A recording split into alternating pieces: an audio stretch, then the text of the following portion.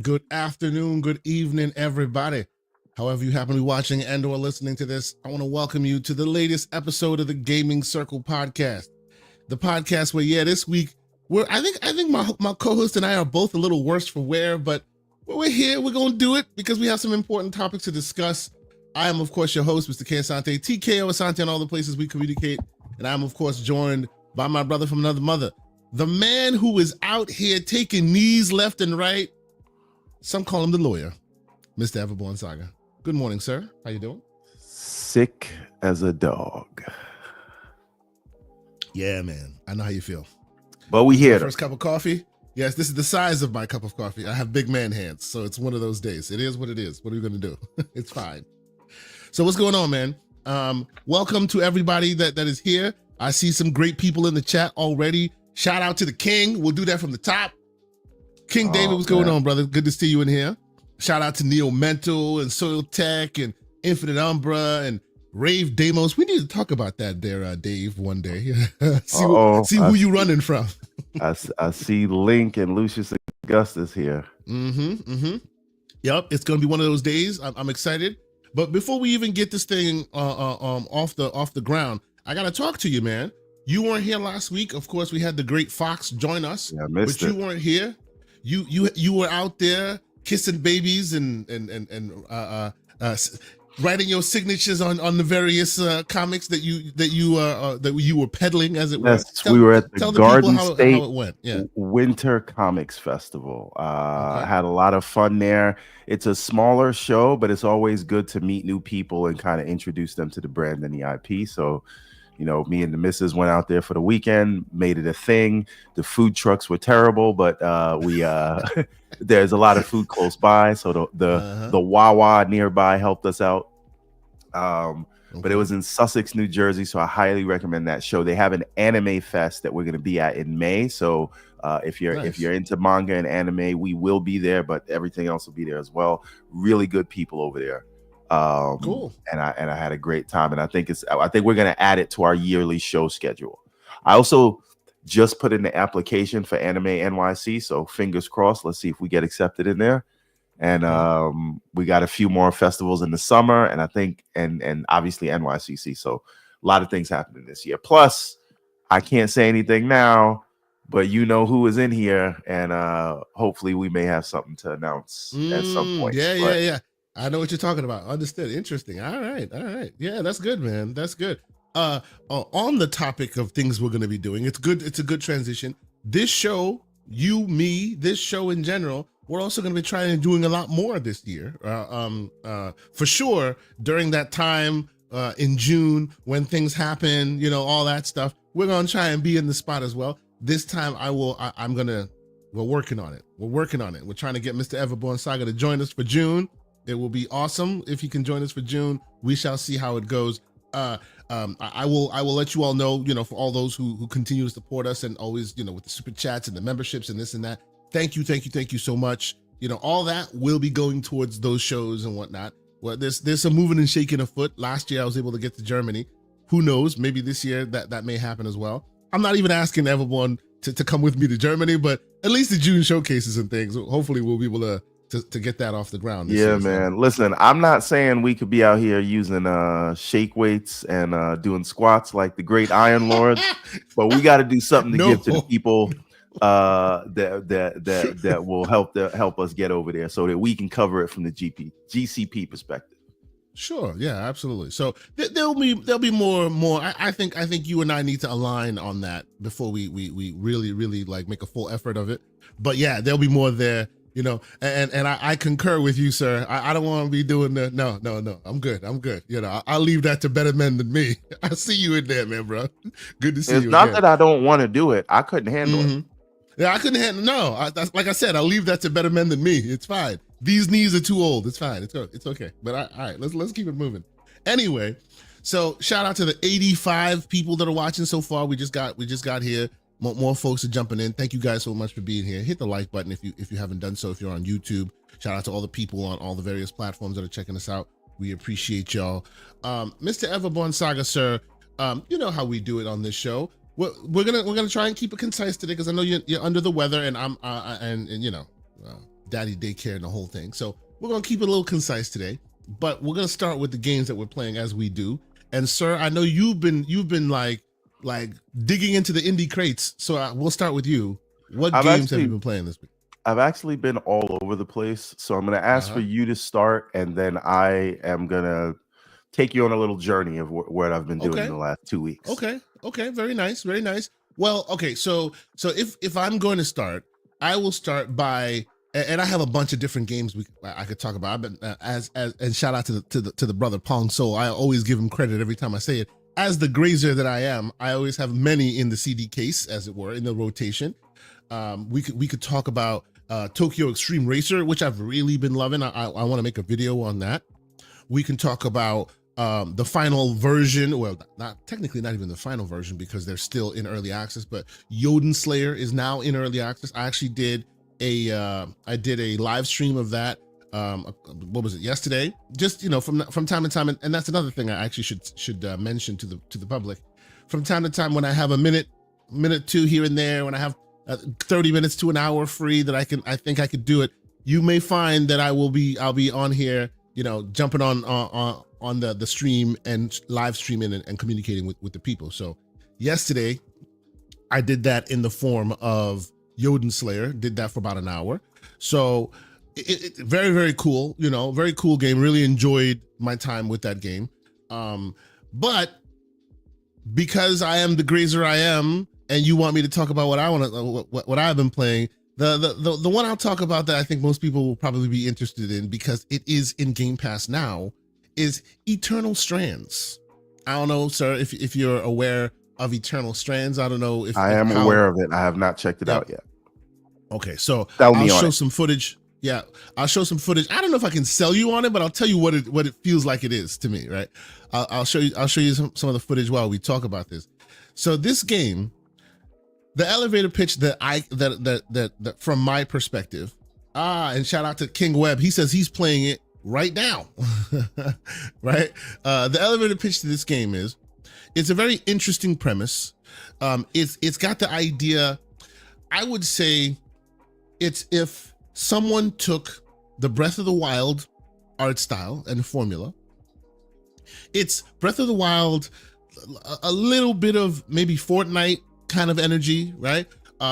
It's Shadow of the Colossus, and you'll see why I'm saying that when we get there. It's Breath of the Wild because of its physics system, right? Like you can definitely tell that they took lots of interesting ideas from lots of different sources, and they kind of put this together. It's light on story, but it's got a story, right? From what I can tell, they're using the story as a vehicle to basically get you to explore the map. What it is basically at the start of it is you're and by the way, I think some of the developers who made this game are also part of the Mass Effect, original Mass Effect trilogy. Like so some of the lineage. There's the BioWare people are in this. OG BioWare people are part of this team, and you can kind of tell in certain aspects, right? You are the point in a band and you're exploring. You basically you find yourself in this land where you don't know anything. You show up and the world is mysterious. All the enemies and everything else that is in this world you have no idea of, and you're there with your band, and they've basically created a small little village or a little outpost for themselves. And your job as the point is to go out, explore, bring back crafting materials, bring back, first off, the first thing you do is you go out, you explore the land, basically getting a lay of the map, right? And then it'll be, hey, this person needs this person needs that, we need this done, we need I'm that getting done. arcane from the art style that I'm seeing here. Sure. Yes, she, your protagonist, also gives me a lot of arcane vibes. Yes, absolutely she does. But it's an interesting game. I will say it gives you indie vibes. It gives me indie vibes because there's voice acting, but obviously, as you see, there aren't real cutscenes. I think one or two cutscenes really I've seen, but by and large, it's like this when the stories are delivered, but it is voice acted, right? And the voice so all acting of this is all of there's a voiceover for all this. Yes, yes. There's a voice actor for each character, and they're being voice acted. Because the way my eyes are set up, when I got to be squinting on the screen to be reading stuff, I can't. Yes, It's not. you don't have My to eyes read are it. not It's like they used actually to. voice acted. It is voice acted, all of it, and well voice acted. It's not just phoned in. It's actually well voice acted, all of them. So there's that. But you can definitely tell that they were on a tight budget, right? And you can ask questions. The dialogue trees. It's not decision making dialogue trees, but it does give you the option to interface with it in that way. So you get into the world real quick, and let me fast forward through this. This is not my footage, by the way. This is being from YouTube. But you get into the world real quick, and the moment to moment of it is what you won't like right off the bat. I will tell you, Everborn Saga, you won't like the combat. Why? Because the combat is Dragon Age light. It gets better, but it's not as mature as Dragon Age. But it's Dragon Age light. Dragon Age? Dragon Age the Veilguard light. It's like that movie Civil War. It's like I'm an American. What kind of Dragon Age? it's light, right? So meaning the at first blush the combat's a little shallow, and the learning curve is the protagonist jumps a little floaty. The combat's a little floaty itself. The enemies are a little spongy. It takes some getting used to, no doubt, right? There are invisible walls around certain places. It's very much an indie kind of game, and it has indie tropes. But the reason why I have stuck with it, I think I'm at like 15, 16 hours in. I will definitely be beating this game. I'll probably write a review for the gamingcircle.com. What I like about it is, as you like, and it's all about you and what you do, right? When you learn these systems, when you start grokking what they're trying to do, it makes the combat not as bad, right? Like, there's definitely a learning curve. If you came from Dragon Age, you will have probably a harder time grokking or getting connected to this combat, because it's different, just different enough to be a little annoying for you, right? And I happen to come from Dragon Age, so it took me a while to get it. But once I figured it out, I saw some interesting things they're doing. I even see certain Elden Ring tropes as well. You know, you got your flask. Eventually, it turns into Shadow of the Colossus a little bit, because the enemies are really monstrous, huge enemies, and they'll get bigger and more complicated. You know, you'll use the world, the physics of the world, like fire plants to burn enemies. You know, you pull it, you drop it. How do you pull it? You have telekinetic powers, as you see on the screen right now. You use to pull it, and you can use it to move things around the world. Anything you can grab it and throw things, including enemies. You also have ice powers. So right now you can't walk through the world, right? Because you basically burnt the environment. You could change to ice powers and then freeze the environment, so that the place where you froze it, you now have a path to walk, so it doesn't burn you anymore, right? So it is very interesting what they're doing. The boss fights get more and more complicated and more interesting. You know, I wish they spent a lot more on, as far as budgets are concerned. I wish they spent a bit more on this game. I feel like it could have done well with a bit more of a budget. But like, this is what Game Pass is about, in my humble opinion, right? Not a game that I personally would not have really given so much attention to. But first off, like the development gave me a code, so shout out to the developer for providing me a code. But even if I hadn't gotten a code, I would have seen this in my list. What was it, yesterday or 2 days ago? And I would have given it a try, and I would have spent a lot of time on it. It's a very interesting idea. If you like that indie gem stuff, it's worth your try. It's worth your try. And I think as time goes on, I feel like if enough people play this game, they will put more effort and more time into it, because you can definitely tell that its shortcomings are more of a budgetary play than lack of experience of the developer, if you understand what I'm saying. It just seems like they have a lot more in the tank, and this is all they could do at this time, right? But it's a very interesting game. I actually like it a lot. I think more people should give it a shot. You know, I haven't gotten to the end of it yet, but the monsters are getting more and more complicated and interesting, and so yeah, I am enjoying myself. Mr. Everborn Saga, sir, I know it's on Game Pass, you know, and if it's on Game Pass, that usually means you're buying it on Steam. Is this on your radar, sir? It's on my radar because you put it on my radar. But I would Okay. like to be very clear. I only buy Game Pass games on Steam when they don't work as they should I know, in I know. the I'm just giving you Xbox slander in the app. morning, sir. I'm just giving you a little slander. Don't worry about it. All I right. get you. I get you. No need to explain yourself. Go ahead. Yes, no, but this is definitely gonna probably be one of those kind of CD keys discount purchases when it Hmm. comes up. I'll add Hmm. it to the library, just not right now. There's too many things on my plate, as I will explain shortly. Okay. Okay. Okay. Understood. But yes. But I So do have it on my wish list, so when it does go on sale, I'll get a notification. okay. But it's fun. It's fun. I've spent a good amount of time in it. The more you play it, the more of it's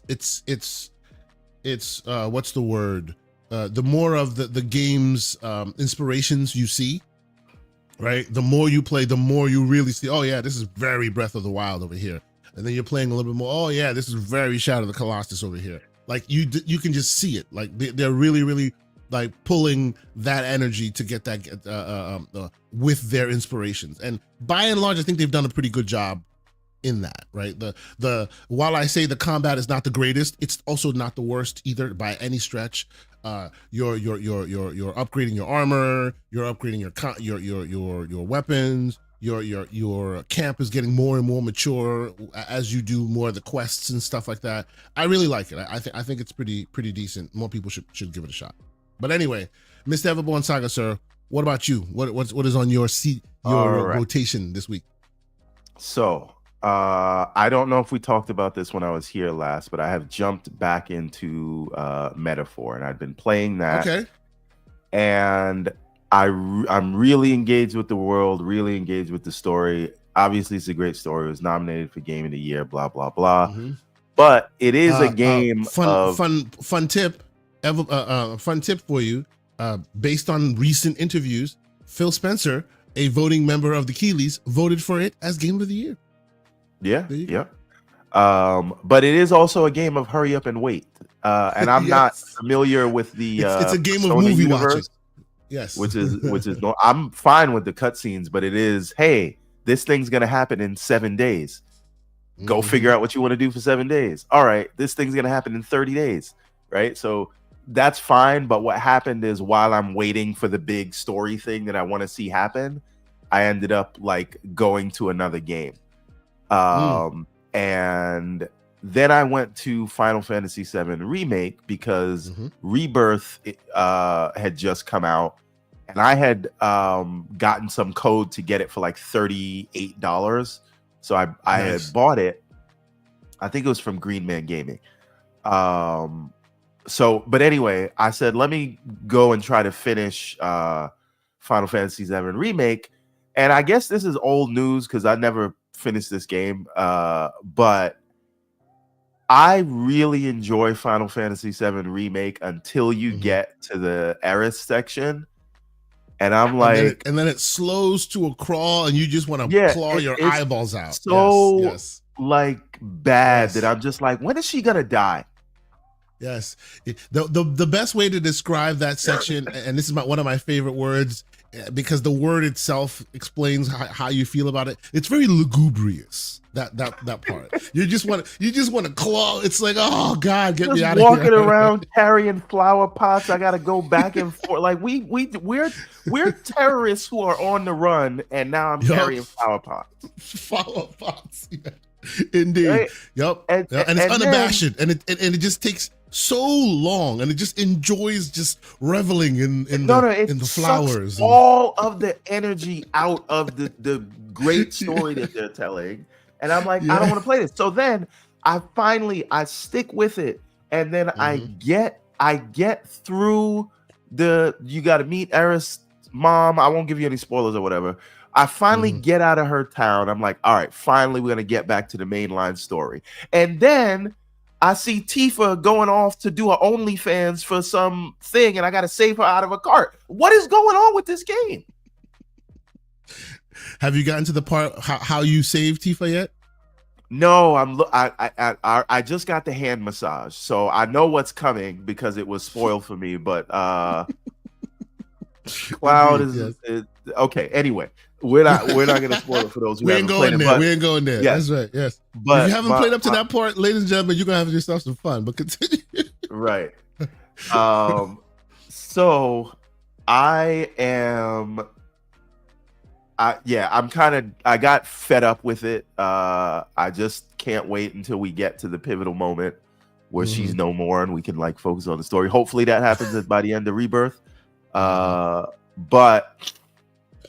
then when I got frustrated for that, I went back to, oh, by the way, on recommendation from John Wolfe, I tried Crisis Core. This is like that was like a bare minimum remake, right? So, and it looks terrible on a 4K screen.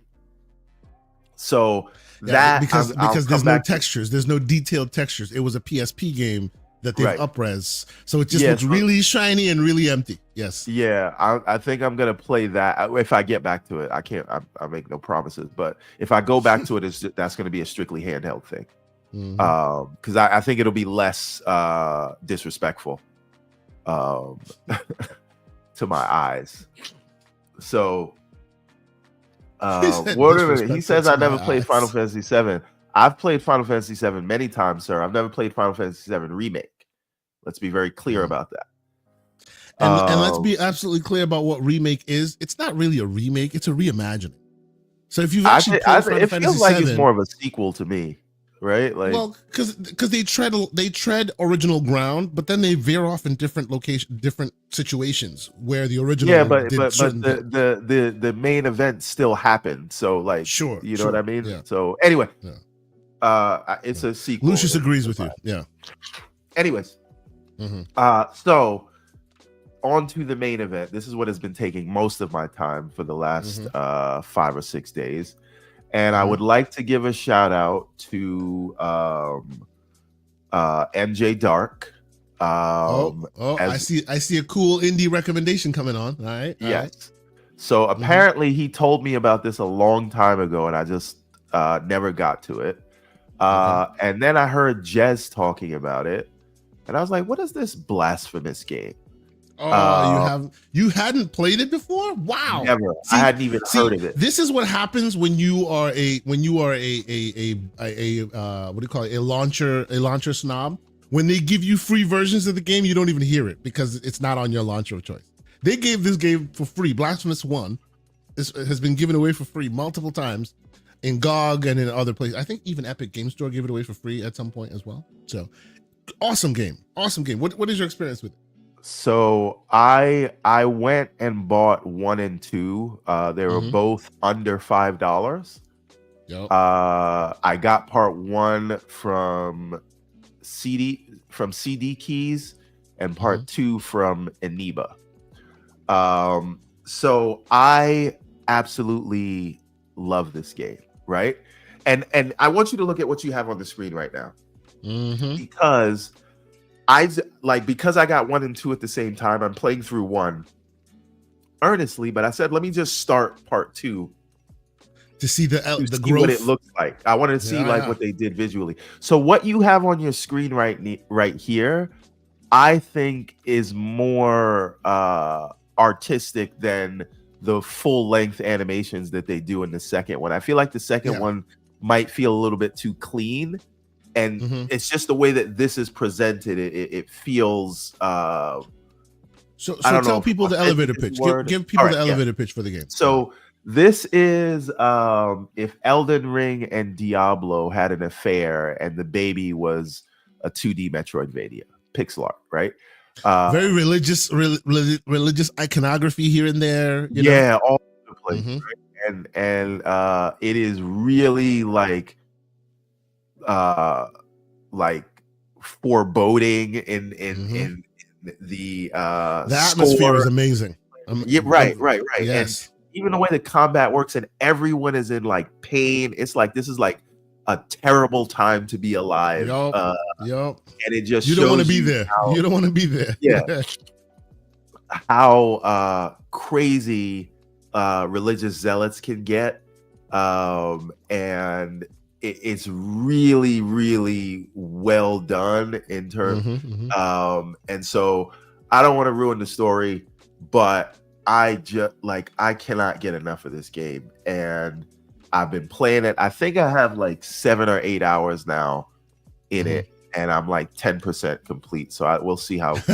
So you in it for the long haul is what you're saying? No, because I'm just looking at everything. Like all of the artwork is just so great, and I'm also stuck in a certain part that like I know where to go, but I just can't do it. I keep dying, so I just start exploring other places.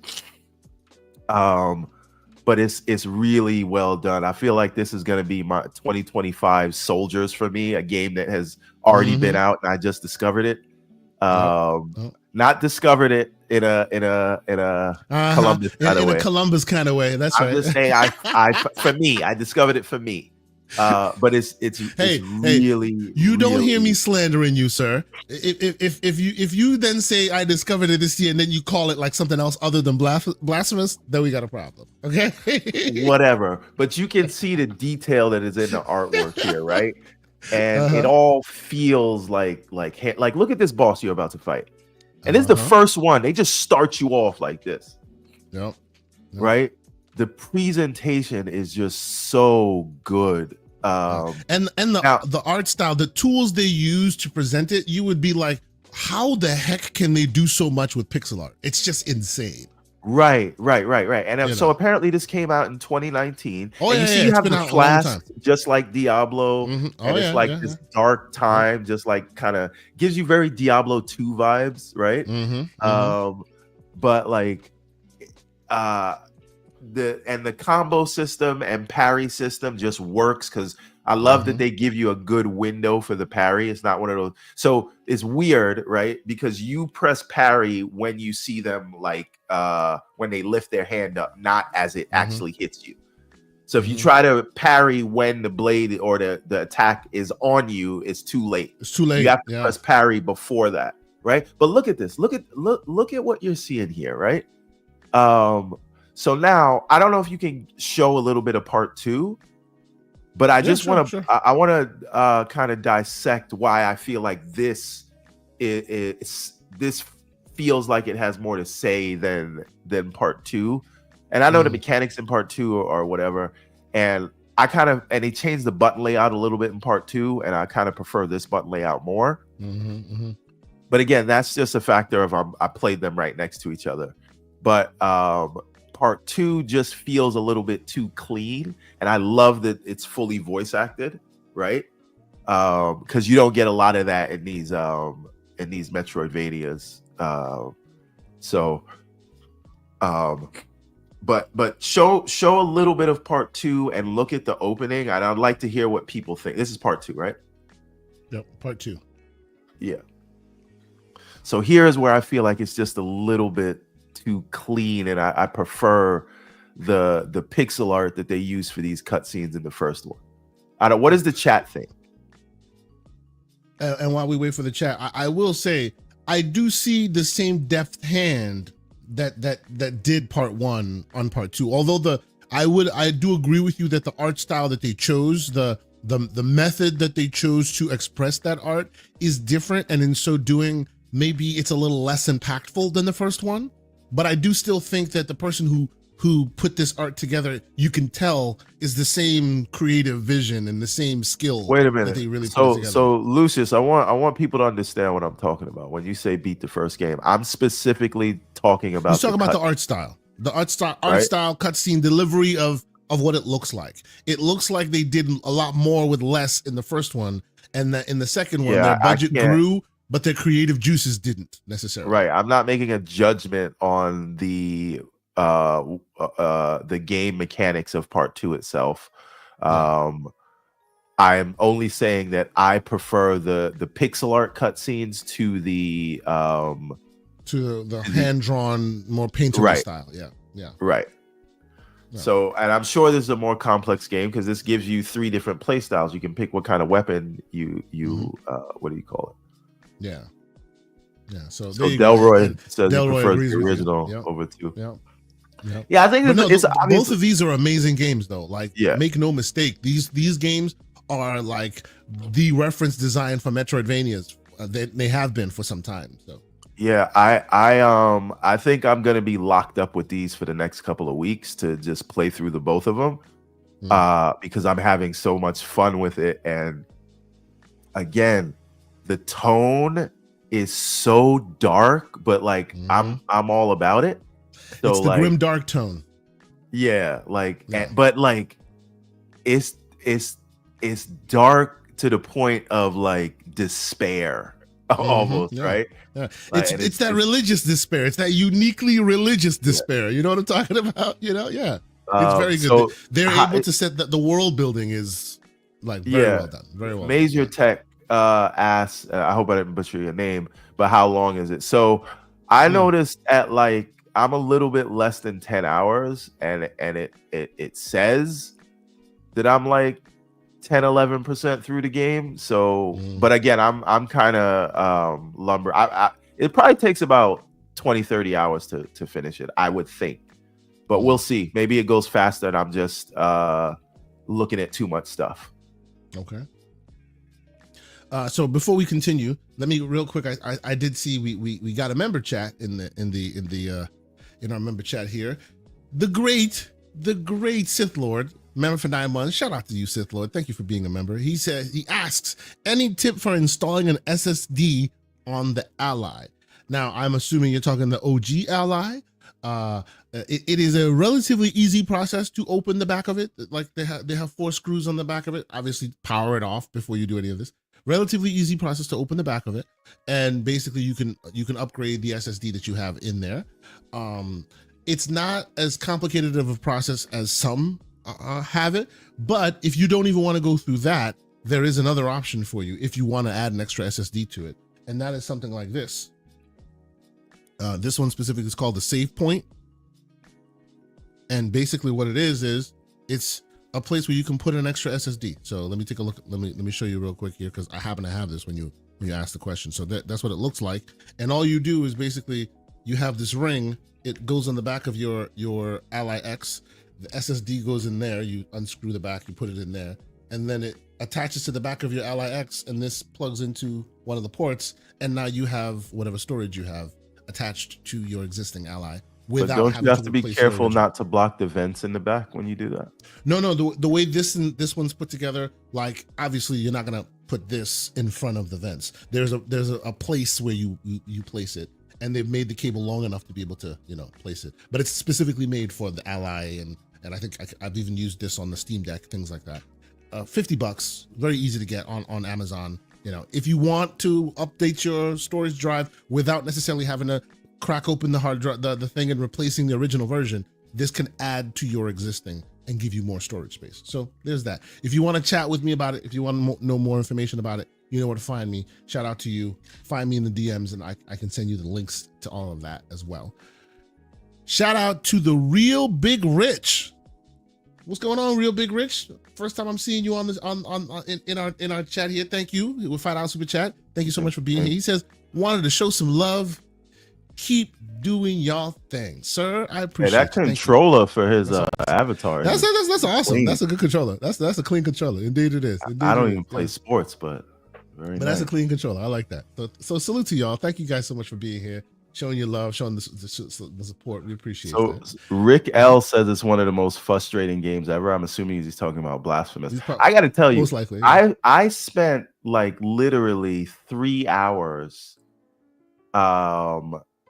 just trying to because the thing about the game is you have to get from checkpoint. This is normal, but like the way it's designed is if you don't get to the next checkpoint, all your stuff is lost. And the checkpoints are basically like the campfires in Elden Ring.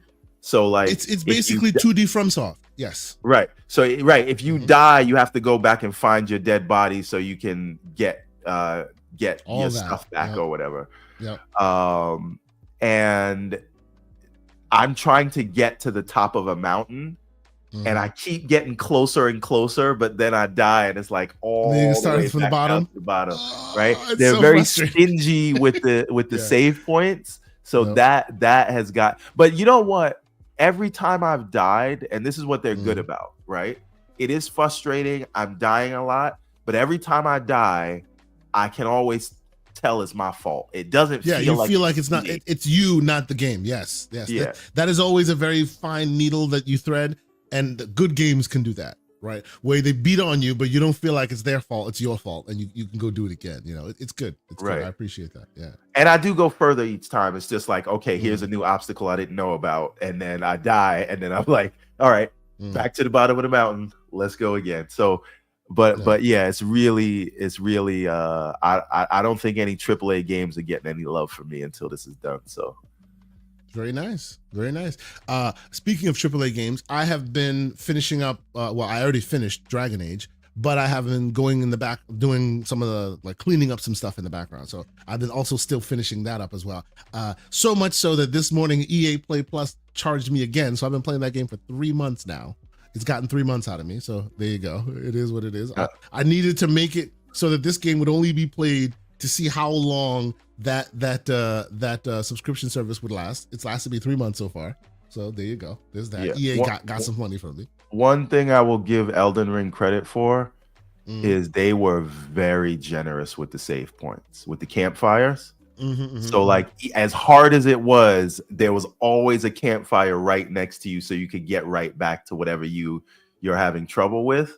And I think that's the thing that kept me going throughout my whole playthrough of Elden Ring. This game is like they're like, I don't know why they're so stingy with the checkpoints, but it you know, it is what it is. It makes you less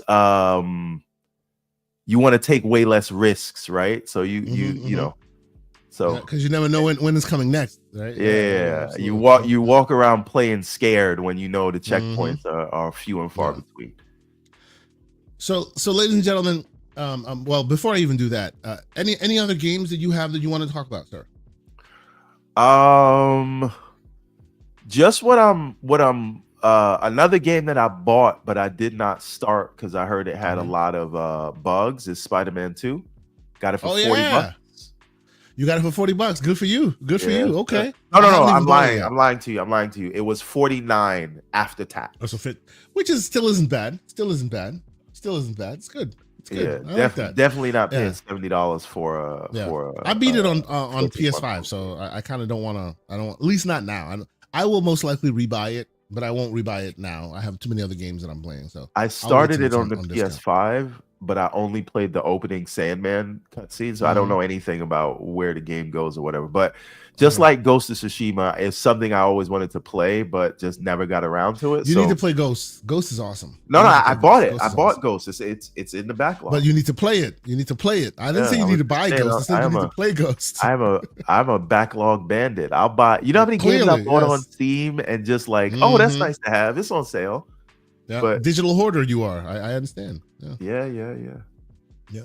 But okay, so what I want to talk about with the public today, our show will be a little different than what we usually do. Usually, you know, at this point, we'll break through some of the stories of the week and we'll discuss it, and it'll bring us to the bigger story that I want to discuss. This week, though, I want to get right to it. As you can see in the 45 minutes later, he gets right to it. Right. Yeah. Because usually we're like 4 hours in, right? Usually 3 or 4. This time we're 45 minutes. We're getting to the crux of the matter because I want to really like analyze it from all aspects and all avenues. But that doesn't mean that our show will be completely different. If there are certain topics or certain things that happened this week in gaming that you think that we should be discussing, please throw it in the chat. I know that, you know, the moving and shaking that Microsoft has made in recent weeks. Everborn, you weren't around to discuss some of the interviews that Phil had on this show, so please, that's fair game. Obviously, some of the I said fair game. You see what I'm saying there? And obviously, the moving and shaking that PlayStation has done also has caused a lot of consternation in the public discourse. So that's also fair game. But we want to talk high level. This is what we're going to do for the rest of the show. We want to talk high level about exactly what the title of this episode is: A Tale of Two Platforms. right? And as we talk, I will throw some visuals on the screen as needed. But basically, I figured we discuss this way because I feel like for the past, I don't know, 3, 4, 5 months, and shout out to all the folks that join us on the Discord. If you have not joined us on the Discord, you know, when this show posts, go into the description and click that Discord link. Join us there because we've been having a lot of very interesting, very deep discussions over the last couple of months at this point, right? Talking about all the moving and shaking on all these platforms.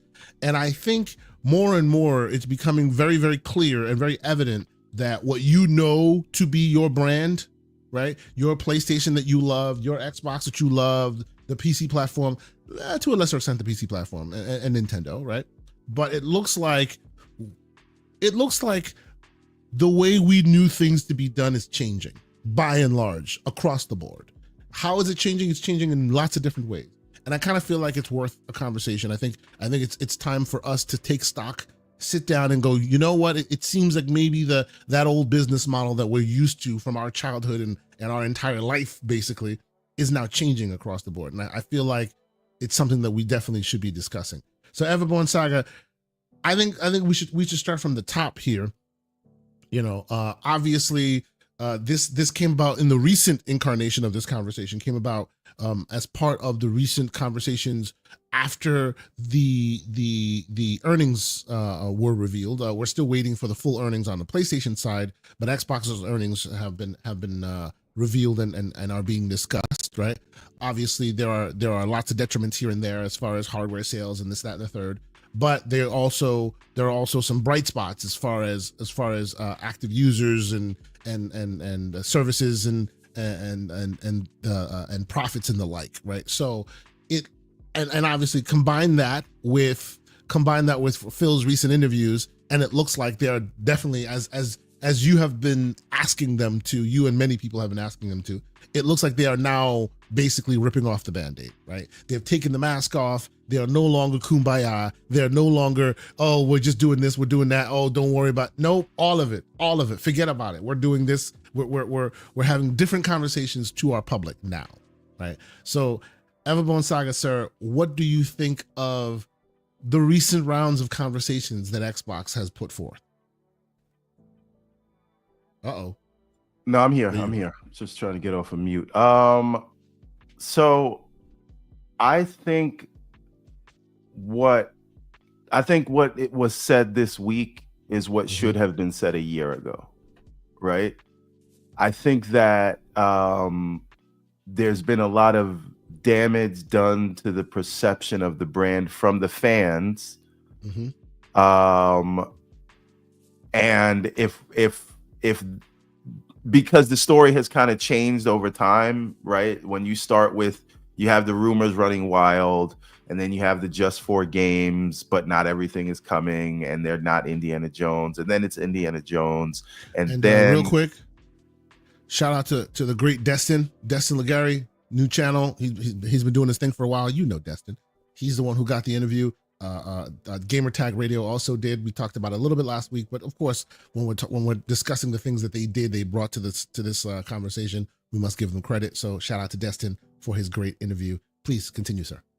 So I you know, and then moving that to no red lines or whatever, which is fine, and I think what they're doing makes sense for them in light of the ABK purchase, and we can talk about that. But I think there's a little bit of when he speaks now, you know, he's only speaking for the moment, right? And that means you can't really take what he says, and you can argue, well, you never should have took what they said. That's fine. But at that point, if I never should take what you say to the bank, then I don't really need to listen to you speak. Yeah. Right. Yeah. And I think that's where a lot of people are. And I think a lot of people that still have feelings about this would have processed those feelings if they were upfront and didn't let the rumor mill take them all over the place. And that's why I think that's why we are where we are. Now there's other people like Umbra. Shout out to Umbra, and he was on the Infinite podcast last night arguing with Attic and Doc. Friendly debate, but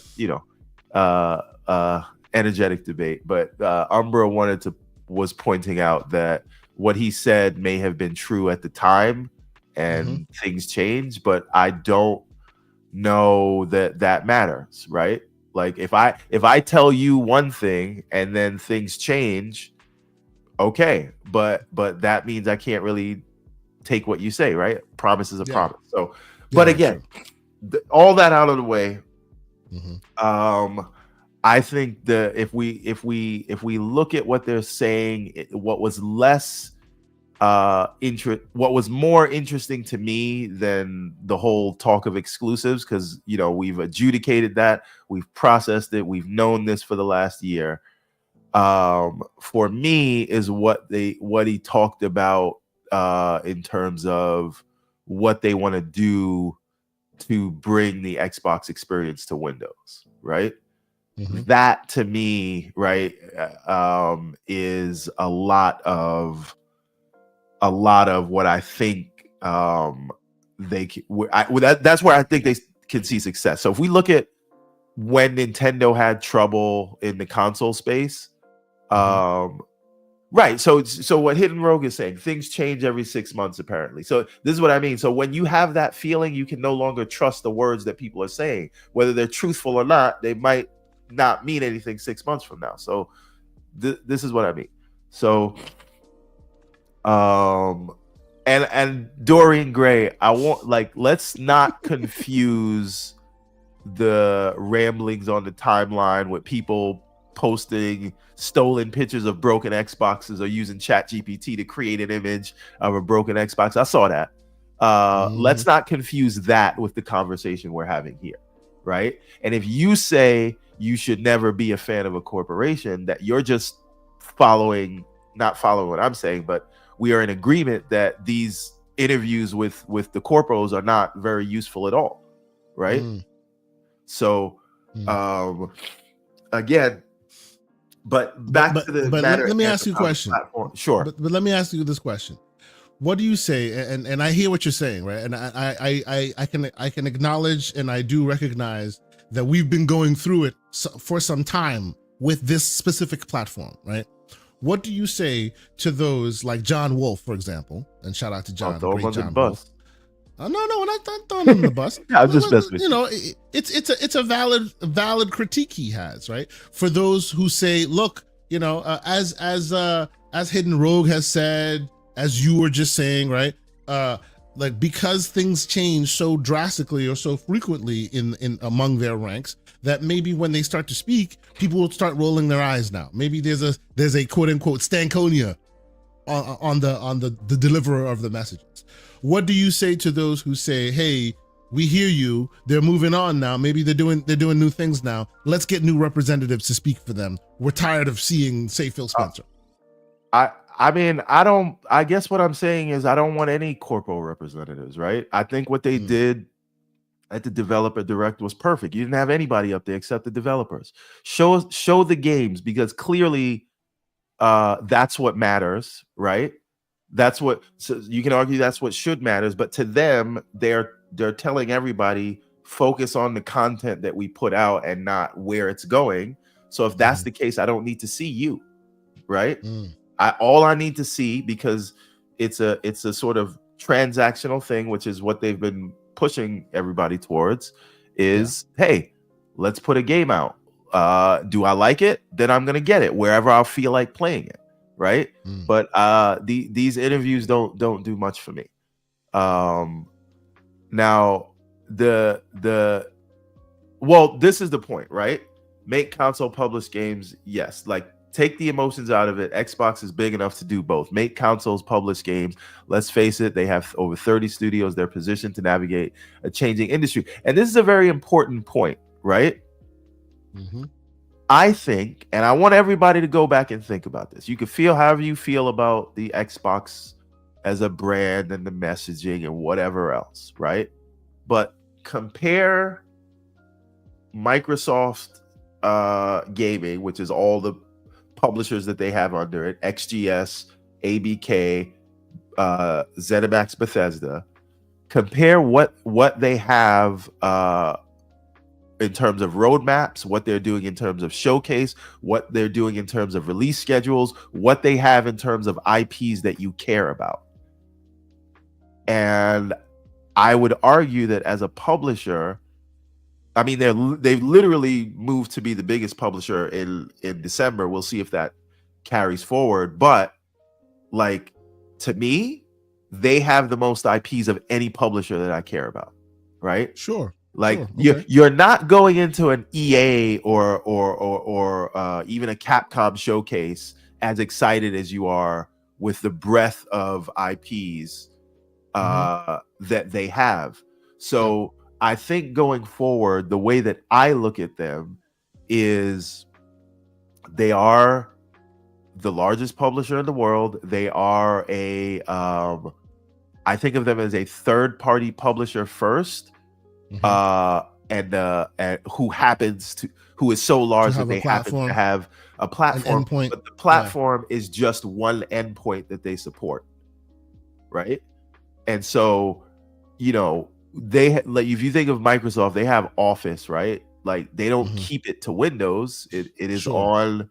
It's on. They used to, though. Run Windows. They used to, though. In the Balmer days, but it has changed. Yeah, obviously, yeah.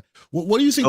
What do you think about Aaron's statement here? And shout out to Aaron for being here. Always here in the chat. Xbox will be cloud moving forward. Anyone expecting console moving forward will be disappointed. So here's the thing. I think that there is, and I've been saying this, and you know this, Kay. I've been saying this before the whole Just 4 Games thing, right? Before the community imploded. The path for them is to move Xbox to be software. It won't just be cloud, but remember, they own Windows. Yeah. Right? Yeah. And so to me, the best thing they could offer their console-specific customers, because they got a lot of customers. They got customers on PlayStation. They got customers on PC. But to me, the winning formula here for them, and that the formula will be different for Sony, which we will talk about later, and different for Nintendo. But for them, you know, PC gaming is growing faster and is larger than the console business writ large. And 90% of it happens on their platform. And so I think that if they can bring the same experience that I have on my console to a mode of Windows that sort of works like the Steam Deck, but still preserves all the compatibility that Windows offers, at that point, I think you kind of inoculate yourself from all of those power arguments, because people can build a machine with a 5090 and still run your Xbox software, right? So to me, that you merge where you're strong, and where they're strong is Windows, and that'll never go away. So to me, what Jason Ronald said at CES, and what Phil Spencer iterated, is the most important and interesting thing for them going forward. Because at that point, I don't think it matters where the games go. You don't have to worry about your library going away if they can transition to PC. You don't have to worry about losing your experience, and if you like their controller or achievement points or whatever. And at that point, if they can pull that off, it would be hard to sell me a regular console if you're telling me I could buy a pre-built or build my own thing that has, you know, 4090, 5090 thing, and still play my games at whatever, and get games from whatever store I want, right? And again, I know people are saying, well, how are they going to work out the logistics of Steam? I don't think you have to work out a deal with Steam when you're Windows. That's not your problem. Yeah, that's not your problem. Like, they'll figure it out. They got the point you. is, if it is Windows, you can get however you do it, whether you want to do it through like logging out and then going into the desktop mode, whatever it is, how you do it on the Steam Deck. If you can give me the Steam Deck experience, but in Windows with Xbox, to me, all is forgiven. right? Okay. And I think you're in a competitive space in the future against a company that is only going to provide a traditional box that they define what it is, right? I think that is the win you can pull out of this. One other thing I want to say, because I want to hear what you have to say, is we know they're going to be a huge supporter of the Switch 2, right? I think that's why you're going to see everything go over there. And a win you can pull out of this, because again, I think what's happening is a lot of Xbox customers and fans are saying, yes, you're doing what you need to do for you, but what's in it for me? And don't say the games, because I'm paying you for those. I'm paying you for Game Pass. I'm buying games on your platform. You're not giving me anything extra. You're just saying you need this. So how is this making my experience better? Right? And I think one way you can do that is when this Switch 2 comes out and they port all those games over there, if you make sure they give every game the Indiana Jones treatment, where everything carries over, your saves carry over, your achievements pop when you get them in the game, and so you can sort of play the Series X on your TV and then pick it up exactly where you left off on the Switch. So the Switch essentially becomes your Xbox handheld until the official one comes out. Like that, to me, that's powerful. Right. Yeah, and again, I see Captain Chat saying you worry about console. I believe they don't need to be making bespoke hardware anymore. I think they should make an OS that can run on any piece of hardware. And anytime, anywhere, anyone says console, here comes Floodzilla saying the thing that no one wants to hear. He says consoles are irrelevant, all in capital letters. Yes, I hear you, sir. Good job. Show it to you. Right. So okay. So this is the thing. Real it's quick. Not about the specific hardware itself. It is about the experience. Let me pull out something from the chat here, and this will dovetail into a super chat that they left as well, which is Yuzu Ichikawa. I think is how you say that. I appreciate you. He says, "What if you don't care about any of their games as far as Xbox is concerned?" And they follow that up with a super chat, and they say, with a $5 super chat, thank you. You say you got people everywhere, but you don't got me. I'm MS free completely. So first, Yuzu, I will ask you, is this something that you have come to, or is this something that you never was a fan of their games in the first place? But let's assume that you were a fan for the purposes of this conversation. What do you say to those people, Everborn, who are now in a place where they're like, I don't like the decisions that you're making. I am disappointed at one decision or another, and you've lost me. I'm not gonna, frequent your wares again. What do you say to those consumers? I mean, you say go with God, right? Like, they're only gonna win you if they have a game that is worth your time at that point. And I think they're fine with that. So here's the real thing for them, right? And I hate saying this, right? But and to answer the question, they said a bit of both, really, meaning they probably weren't really huge fans in the first place, and then of course the moves that are being made now are disappointing them, so that's why they're out. But yes, thank you for feedback. Continue, everyone. Yeah, I think the reality of it is when you look at this thing and you try to say, well, you don't know why they're doing this, they're gonna lose in the end. I think the reality is, if you look at the numbers that ABK used to put out when they were still an independent company, and you look at what their margins were and what they took home every year, you could even, like, they took home on several years more than Sony did. Right? Yeah. And so, and you can look this up. You can go back and look at the past financial statements, right? Where Sony will make 25 billion, but have 6% margins, right?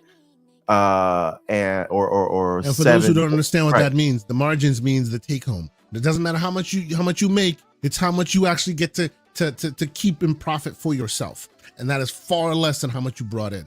Right? You got to take away the marketing, you got to take away the R&D dollars, you got to take away all the extra things that got you the money. Just 1 second, real quick, right? Yeah. Go ahead. Dorian, you said no Mhm. corporation is going to leave money on the table for your feelings. Get over yourself. Here's the thing, right? If people are not happy with your product, they're not going to buy it. Nobody just like they don't owe you. I'm going to use my one. They don't owe you shit. You don't owe them shit, right? So it's coming off as a little bit, and I hope you don't mean it this way, but it's coming off as a little bit corporate bootlicky, right? To say that they don't owe you anything as a customer, right? You're spending your money, so you need to be happy with what you're spending your money on. And if the way you're talking is like you can't make a complaint or you can't say I'm going to spend my dollars elsewhere. People gonna spend their money wherever they want. And if the company is not giving them what they want or what they expected or what they sold them on, then they're not gonna mess with them and they're gonna voice that opinion. There's nothing wrong with that. But and that's fair. That is indeed fair. It is fair. Yeah. Okay. So real quick, because we're having this conversation, I'm pulling some parts from the chat to add to this conversation. Captain Chats, great Captain Chats in the chat, says seeing Forza announced for PlayStation did hurt though, but it is what it is. I do, however, like the way Xbox is shaking things up, and he believes that now more than ever the industry needs a shakeup. So, what do you think of that? Yeah, right. I listen. Forza hit 43 million customers on Xbox and PC alone. If this thing goes to Switch 2 and PS5, I think we're in a world where this thing could touch 100 million users. Yeah. Right. Yeah. And that is what's best for that individual title. And coming back to the point that I was making before, and I think this is where Dorian Gray will agree with me. Like the reality is ABK on their own, even though they were making about $8 billion a year versus the 20 whatever billion Sony was making in profit, they brought home more because for them, the high margin business is putting your games everywhere, right? And you may say, well, what about the 30% from all those other games? You're getting 30% of other people's games that publish in your store. But guess what?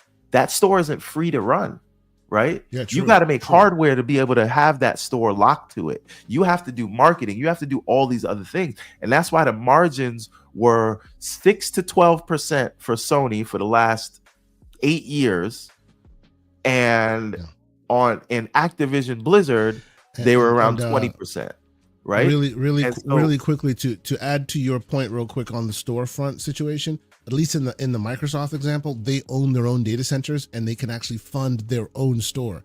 In the Sony example, for example, their store is funded and run by AWS. And as a person who has systems in AWS, they are nickel and diming you for every bit of compute you use. So whether you have things in the store or not, just the store itself is costing you a lot of money if you're running it off of AWS, right? So that is very much a good point. Yes. Well, it still costs, even though it's robbing Peter to pay Paul. Yeah. Like, it costs Microsoft as well. It costs Microsoft as well, but it costs Sony even more because they have a bill to pay, whereas Microsoft has a chargeback, right, from one department to another department.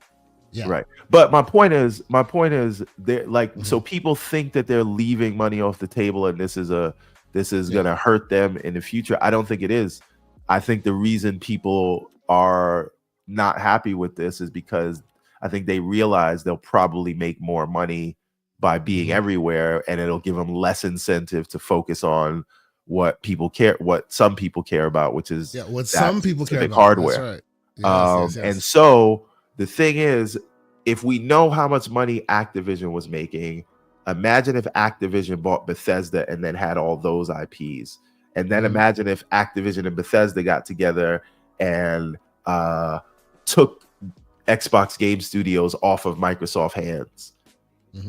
Like that, the kind of money you imagine in that way is astronomical. So for them, they're just going to be everywhere. And those who choose to play in their ecosystem, they'll take the 100%, but that 30% from all those other people for them is worth whatever sort of loyal fans that they piss off.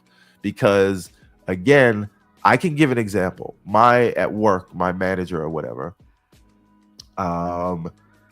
he wanted to get a console because he wanted to play Minecraft with his kid and do whatever, right? He doesn't know about any of this that we're talking about right now, right? And he had an Xbox before, so that's just what he bought now. And if you're looking at the data and what games most people are playing, right? Because you can look at this for the last, I don't know, 5 to 7 years, it's been the same 7 games in the top 10, right? They know where the money's being spent. And so the thing is, I think they're just banking on the people that don't care so much about this. And that's the majority of their customers. And because they have ABK and they have that cash flow, it is hard to say, well, ABK is making more money by being everywhere, but we should keep Sea of Thieves and Forza off of being everywhere, right? Because in 20 years, they've never been able to do the kind of margins that ABK was doing. And so I think that's the reality of why this is happening. But if you are a customer and you want to still choose to engage in this, in their ecosystem, when you could go to another, they're just going to have to win you back. One, they're going to have to do it on games, which you can buy now in your new favorite place. Whatever hardware you want to, and if they want to, you feel necessary. Right. And if they want to bring you back into their ecosystem to where you're buying your games from them, there's going to have to be something in it for you. And for me, that is the OS, right? But we'll see how they get there. So check this out. Roshan Eppinger, what's going on, Roshan? He a great member of our community, always watching our shows. We appreciate you. He says MS will make money, but they already lost me as a fan. He says I was a big fan, but I'm out now. Diehards have dropped. What do you think of that? But how many diehards are there really? And what I'm going to ask is, okay, you're out. And this is the real thing. And this is a hard truth for hardcores, right? I'm going to tell you guys this. Are you playing Doom the Dark Ages? Right. No, hold on. I want to know how many people that say they're out cancel their Game Pass subscription. Yeah. Right? So if you didn't cancel your Game Pass subscription, you're not out. And guess what? I hate to break it to you. They already sold you a console. Right? No, but even if you did cancel your Game Pass subscription, even if you did sell your Xbox, are you playing Doom the Dark Ages? No, but there's different levels of getting out, right? Did you sell your Xbox, or did you move to PC but you still got Game Pass? You're not really out, right? Did you cancel your Game Pass? Timper21, shout out to Tim. He says turned off his auto renew, and next gen he's out. Yeah, see, here's the problem. Here's the problem with that. I hate to say this to you, but I think you're gonna fold. I think half the hardcore that says that they're out, when they show you that handheld or they show you whatever, you're gonna be right back there, and you probably never canceled your Game Pass subscription. So you can say, "Oh my God, they're doing this; they're gonna lose the customers." The fact is, most of you motherfuckers ain't going nowhere. They know they got you. They got right? you. And again, it's so many levels to getting out. Did you move to PC or PlayStation? Did you cancel your Game Pass subscription? Are you going to boycott COD and Indiana Jones and all of that? Shout out to J Mac, member for 12 months. He says, I can't wait till people tell the truth about allowing themselves to be so attached to a company that doesn't know they exist. It's your fault. Oh boy. Shout out to J Mac. He's giving some hard truths this morning. Link also in the chat saying people don't want to lose their libraries, friends lists, gamer score, etc. And then finally, the great Lucius Augustus, who was also on our panel last week. Shout out to you, good sir. He says, if PlayStation wasn't actively taking experiences away from them, people would be less angry. And I think he's speaking about why people seem to feel disappointed at the fact that Microsoft is moving their games over, but it looks like Sony is not doing the same, and that is obviously upsetting the hardcore. So honestly, I think this is going to be a conversation that continues on for a while. I agree with you, Everborn, that I think that the way that Phil has been speaking. Sorry, one second. Can you go ahead. highlight Lucius Justice's last comment? Lucius says, sounds like Everborn and Microsoft think they can't lose their customers. We'll see about that. Okay, Mr. Lucius Augustus, friend of the channel, moderator. Let me ask you a question. You gonna play Avowed?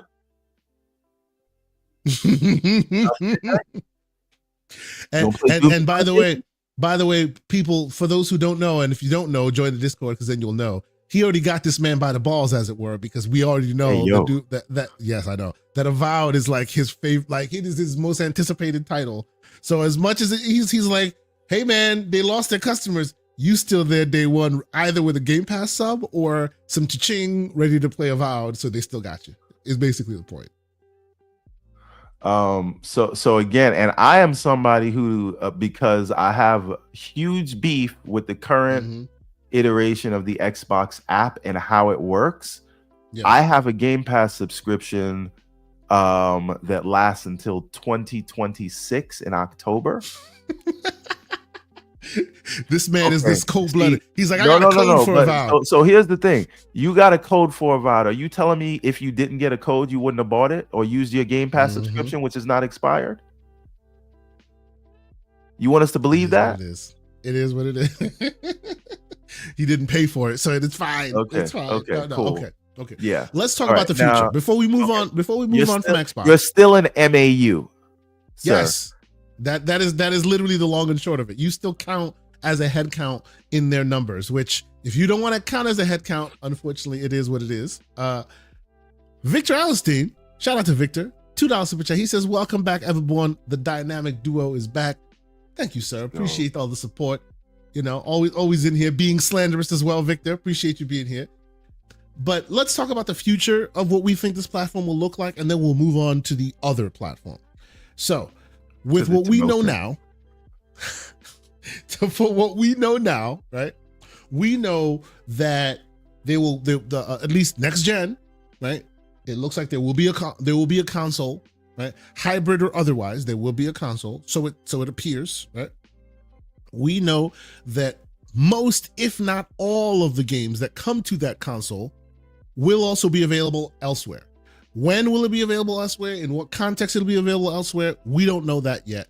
But it's not day and date as it hasn't been officialized as day and date, but who knows, right? We don't know because by the time we get to that next gen, quote unquote, you know, things may have changed, but we don't know that.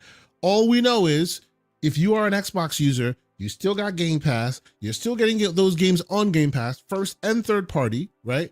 And also those games at some point, whether that be Forza, which we've already heard recently has been officially announced to PlayStation 5, or Gears, or any of those other games, most likely will be going elsewhere, right? What do you think that spells for Xbox and their business model moving forward? Do you see them being successful in that? Or do you think that the hardcore are right and that all of a sudden in short order, there goes the console? What do you think? I mean, I think that everything they're doing. So here's the it's weird, right? Because I think a lot of the times we're trying to find a simple way to explain a very complex and multifaceted business. And so we want them to be one thing, right? We want to say it's all about Game Pass, but the truth is it's not all about Game Pass. We want to say it's all about cloud, but the truth is it's not all about cloud. It's just all about, right? It's a little bit of everything. A lot of us want the main focus to be the console, but it is not. Definitely not. You bought two very large multi-platform businesses, right? And so I think that we have to understand that multiple things can be true at once, right? So they can de-emphasize the console as the main vector into their ecosystem while still making one, right? Yeah. And it doesn't have to be at the high volumes. And I always give this analogy. How many cars does Mazda sell a year? Do they sell more than Toyotas? Do they sell more than Volkswagen or Tesla? Mm-hmm. No, they have a certain position in the market, and that position makes them money. Nobody says, well, I guess Mazda should pack it all up and stop making cars. Right? Yeah, because they're not the number one car maker. So you're either first or you're Pilot last. It's not night. that way. Yeah. Right. Yeah. And so, you know, they know the reason it is so hard to get people away from PlayStation and Steam is because of the libraries they've built up there. Right. And I think they just look at it as they have a position in the market, and you as a customer, they know that the reason you're staying there is your library. So they're doing whatever they can, whether it's cloud, whether it's maybe one day playing your console games on PC natively, or whatever it is. They're just trying to move your library forward as a way for you to like continue to be in their ecosystem, right? Because what they're saying is they prefer if you were in their ecosystem, but we don't believe that we can force you away from other ecosystems. So we're just going to come meet you where you are. But again, it doesn't mean they don't. Choice. They're not forcing you. They're just making sure that if you want a choice, you have a choice, and one of those choices is them. Right. And and again, you really have to understand that most people don't know about this. I think sometimes we get caught up in this, like, since we try to be in the know and we pay attention to so much of this stuff that we think that our view of this is the larger market. Is the only view. That's right. Right. Yes. And there's a lot of customers that they can serve, because again, most people that are subscribed to Game Pass Ultimate, which is like Game Pass Ultimate is 80% of the Game Pass subscribers, and most of those people is a big market. Are console. So unless you think that they want to get rid of the Game Pass business or shut down the billions in revenue that they get from those people who play on that platform, even though maybe 5 or 10% of us hardcores have left, if you think they don't care about that, so they'll stop making a device for those people, that just means you think they don't care about money. And you know they care about money because you said they're putting their games on other platforms to make money.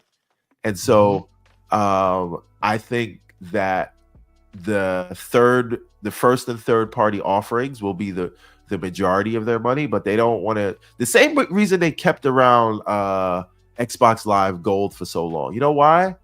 It was a stupid service. Money. But it made money, right? And as long as people are spending money on that console, and again, it might not be you, right? Yeah. But think of the person who plays Madden 2K, COD, and those things, Minecraft, Roblox, Fortnite, and they don't give a crap about any of this stuff. So they're gonna continue playing, and they'll be oblivious to what we are so upset about. And again, one could argue, if you're this hardcore about gaming, you probably should be on PC. Like, if you know what mesh shaders are and you know what ray tracing is, you might not want to be on PC in the first place. See, and this always concludes my mission. Then I can walk away, because Everborn Saga has gone full circle. Started with arguing with me, and now using my talking points. I'm done. I'll see you later. Goodbye, everybody. Yes, I've been red pilled. You know what I'm saying? Like, if you swim in the PC waters and you see you got floaties on, maybe it's time to take those floaties off. Anyway, but if you don't see you got floaties, maybe it's still good. You know, I've been saying this for a minute. To say the multi-platform approach is not something at this stage you should be upset about anymore. And I don't want to hear when Halo Master Chief Collection or Gears, I don't want to see another breakdown again. Like, they put Forza. That's it. Just the same way you don't get mad when Sonic shows up on a Switch. I still kind of do. But well, we already know you are a Sonic warrior, right? Right. Sonic console warrior or whatever. Yes. So again, the same reason that you don't get surprised when a Persona game is everywhere, right? Mm-hmm. Mm-hmm. Like, well, now you don't. For a little bit there, people were. yo, right? sure. I'm just elsewhere. saying, That's right. like you have to give up the ghost, right? Like Yes. this is just what it is, and we don't need to jump out the window. They've told you. They've told you what they're gonna do. They've been saying it for the last year, but they've been mealy mouthed about it. That's why people don't trust them when they speak. And so now you know. And they followed up Phil's latest comments with, let me just drop Forza on your head. So forget about it, right? Just a little bit of bang. Just decide what's your favorite controller, where the most of the games you want to play are at, and play there. And that's it. No. They make enough money as Microsoft to support a console and being a third-party publisher. So let's move on to PlayStation, because this show is called A Tale of Two Platforms. You know, as console gamers, we play on two platforms, PlayStation and Xbox. And the narrative here that I am proposing and that you're helping me, the needle you're helping me thread, is that the companies that you know, the platforms that you're aware of, that you're so comfortable and confident that you know their moves, you may not know what you think you know, right? Their logos are still the same. Those seats are still available, but the people that sit in those seats make a lot of changes, is my hypothesis. And it's seeming to be that way. But before we get to the PlayStation proper, let's finish out with some of these super chats, and then we'll move on there. The Winter Soldier, which I love that name, The Winter Soldier. By the way, rewatching a bunch of the MCU stuff, I just watched The Creation of the Winter Soldier. Great movie. If you haven't watched it, you should watch it. Winter Soldier, $5 super chat. He says, I own more than 2,500 games on Xbox. I feel very nervous about their next-gen plans after seeing their hardware crater, so I hope multi-plat strat works. I feel you, sir. I have faith. Based on some of the technology that I know and some of the moving and shaking here and there, you know, I don't think all 2,500 of your games will move forward in perpetuity forever, but I think the bulk of your games will be fine. Like I have almost 1,000 games on Xbox myself, so like I don't want that platform to go away by and large. You know, I think we'll be fine. You may lose a few here and there as the transition happens, but I feel like you'll be fine. We'll see as we get closer and closer. Shout out to the great J Mac with a $5 super chat. He says the fact that grown men are sad and upset because someone else gets to enjoy a game that they enjoyed sounds a bit mental. Grow up. Xbox has. Ooh. So shout out to J Mac, but I don't know. I don't know that I like that. I'm loving that tough love right there. I don't know that I like that characterization of it. Right? Go ahead. Some people are upset about that. Yes. Right. Mm-hmm. But the thing is this: it's not about whether you care that somebody else gets to enjoy your game. Like there is a legitimate concern that the hardware may go away. I don't believe that it will, but it is trending in that direction. And this is why every time an executive comes out, they have to remind you, don't worry, we still care about hardware. You wouldn't have to keep saying that. Like if Sony does an interview or Nintendo does an interview, they don't have to remind people we still care about hardware, right? And so if you're worried about the hardware going away and they have not introduced yet a way for you to take your library forward in whatever happens, then it is a legitimate concern. True, right? True. So that is part of when you see people feel certain ways about this. And I get that, right? Because they have to prove that these moves mean you won't lose your library. And I don't think they've said it, but they've said a lot of things. And then things changed. And then they look at you like you crazy when you say, hey, you said X and now you're doing Y. No. Scott Gamer Dude, $5 super chat. He says, I've been a PC gamer until the Xbox One S. I switched the console because tired of the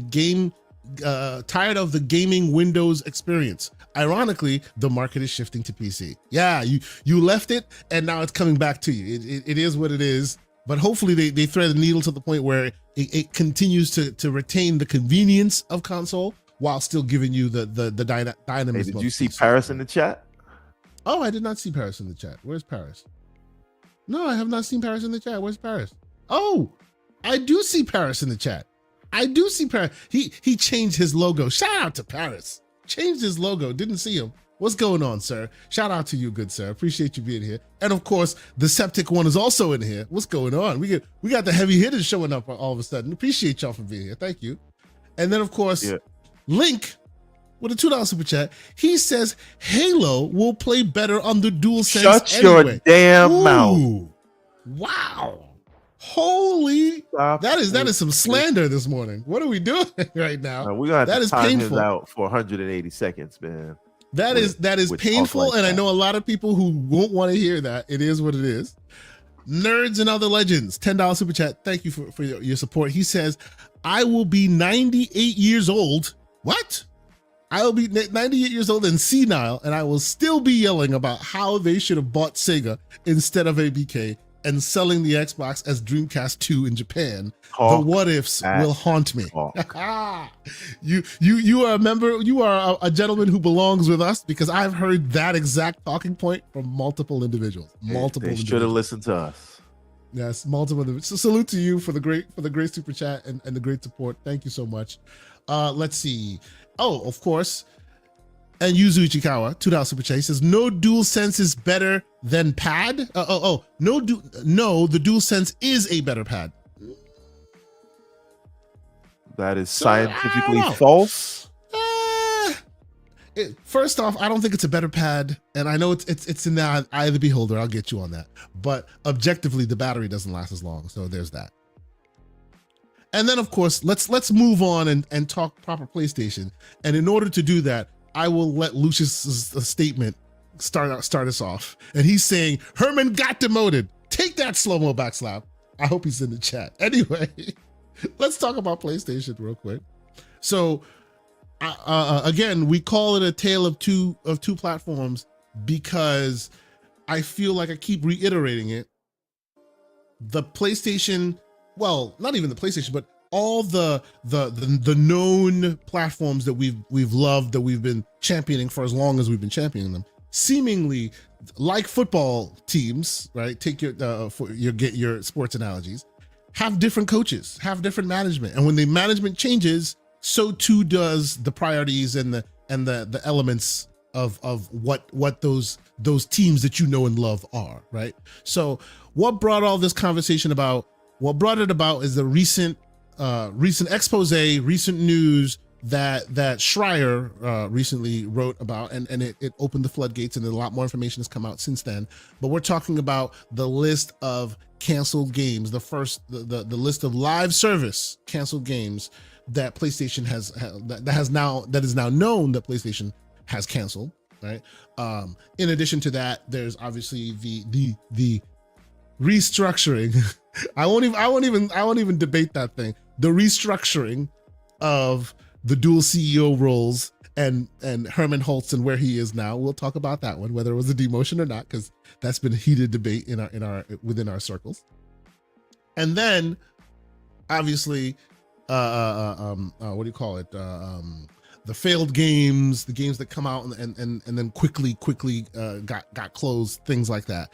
So again, that paints a very different picture than the PlayStation that we have known and loved for the years that we have known and loved them, right? So again, it is once again proving my point that using historical reference points to continue to prognosticate on the future may be ill-equipped a little because of those different decisions being made. So as we have this chat put it on the screen right now, is basically a list of, 9 games that PlayStation has canceled that we have now found out in one way, shape, or form. There are some still coming out, but it spells some very worrying signs.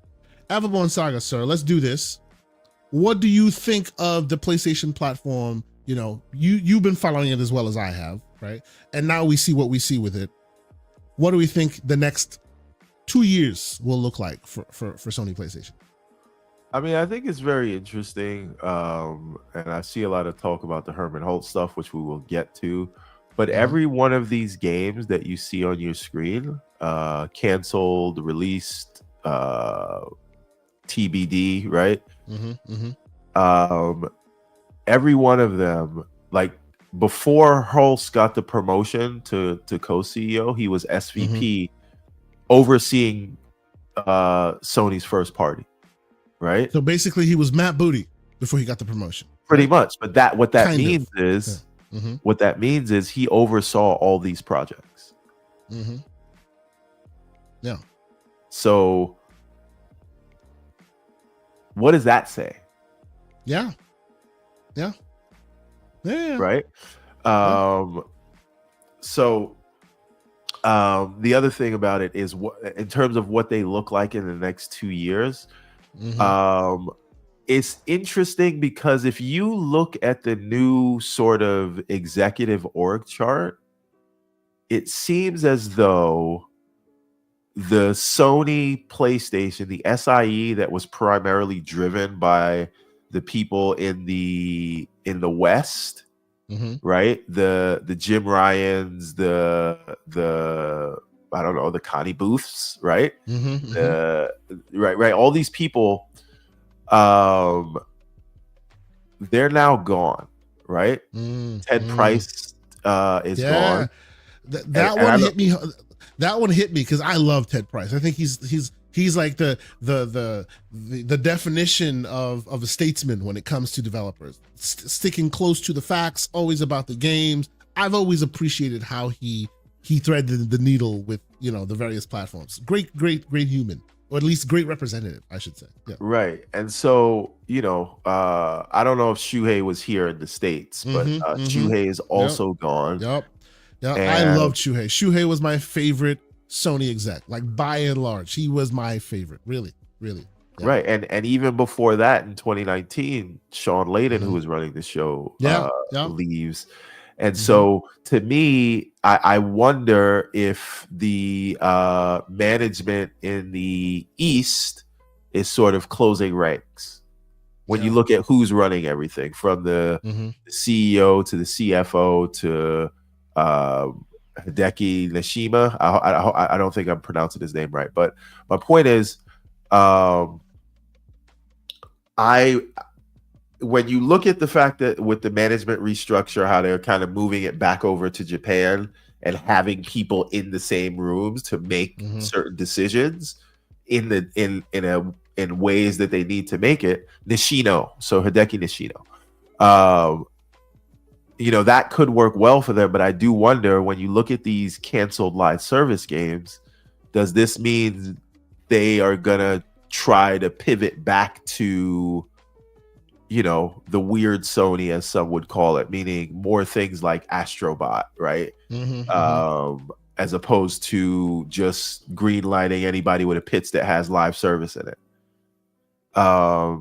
And like, it's hard to say which way they're going to go.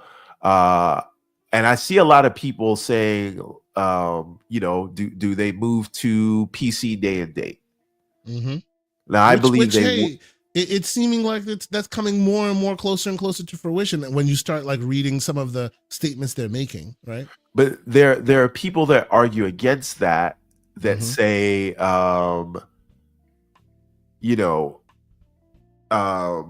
if you look at their games, they're not doing well when they do day and date, and they'll point to Spider-Man only doing 23,000 concurrents, and they'll point to, well, Concord was day and date, and Lego Horizon was day and date, and those didn't do very well, and the numbers from the subsequent games after the first Horizon have gone down. I think the issue is, like, barring, they all say that and they ignore Helldivers, but whatever. I think the issue is we don't have an instance of them putting out a high profile game, meaning a game that will get the level of marketing that a Spider-Man or a Ghosts of Tsushima or something like that warrants, and then doing that day and date, right? The games that didn't do well are either old, and there's so much competition right now, a lot of people are just not going to go back and play an old game, right? Or the ones that are day and date are just subpar games, so they don't chart because they're just not good in the case of Concord, or mediocre in the case of Lego Horizon. right? But when they are good, look what they can do, a la Helldivers, right? See, but some argue that Helldivers was a beautiful accident that they just capitalized on. They didn't expect it to be as grandiose as it became. So like it wasn't really their mission to do what they did. It just they kind of fell into it, a happy accident, as it were. Right. Another thing to point out, though, I think we do have a little heavy reliance on the concurrent numbers of Steam. Yeah. Because Spider-Man was the #1 selling game on Steam when it came out, right? The day that it came out, at least. And I bought it and didn't even boot it up. I didn't even download it yet, right? Well, see, so the concurrent numbers always make more sense when we're talking about something with a multiplayer component, right? Because that tells you that people are actively like engaging with it right now, right? In that context, it makes less sense to me in a single player context, because it's like exactly to your point, right? Like I may jump in a week later or something. Maybe I have something in my backlog, but I want to be part of the conversation day one, so I'll buy it, but I'll jump in a little later. Doesn't mean I shouldn't count towards the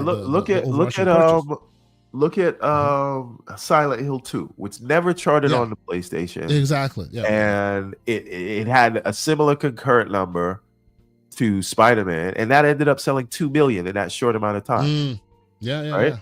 So we can't really go by the concurrent numbers and just proclaim something is a flop or not. Now, what I will say though is I think when you're talking about growing outside of the console and a multi-platform approach, I think the reason you're seeing Xbox put games on PlayStation today is because they've already tapped the PC well, right? Meaning they're already releasing their games on PC, every one of them. So now if you need to find more users, where are you going to go? And where you're going to go is what they've done. And I say this to say, for Sony, I don't see them putting their games on Xbox because they really have a long way to go into tapping into the PC day and date market.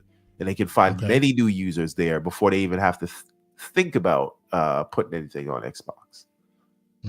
Right? So, but again, in terms of where they're going, I wonder if we're going to see more Astrobots and less remasters and remakes. Interesting.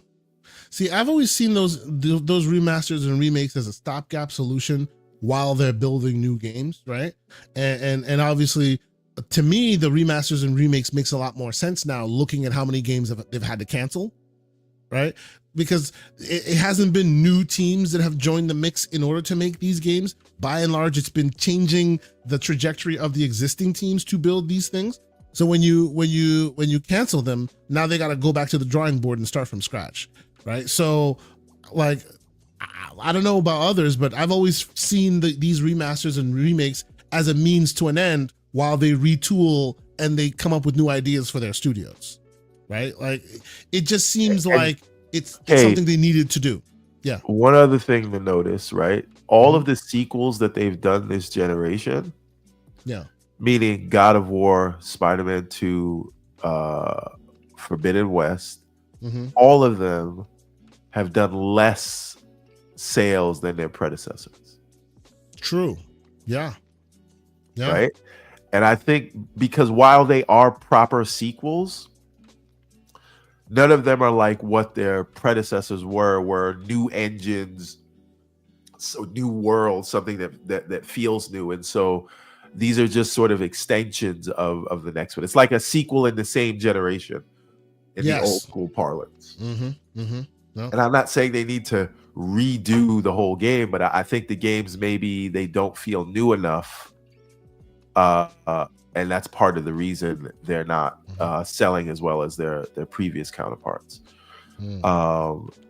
So your client Sycamore is in the chat, and he left a super chat. So let's get to that right now. Sycamore with a $10 super chat. He says the same people that were championing exclusives and the ABK Bethesda to Xbox are now switching up, saying, "What's the big deal?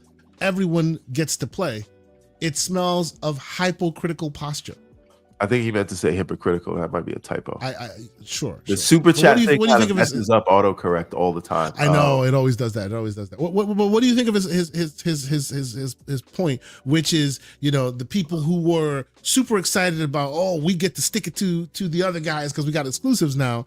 Now exclusives don't exist. They're just like, everybody gets to play. Who cares? What do you think? I mean, at a certain point, you have, like, again, we were all there because that's how we know the market. That's what we expected, right? Yeah, that's what they've cultivated in most of their also time.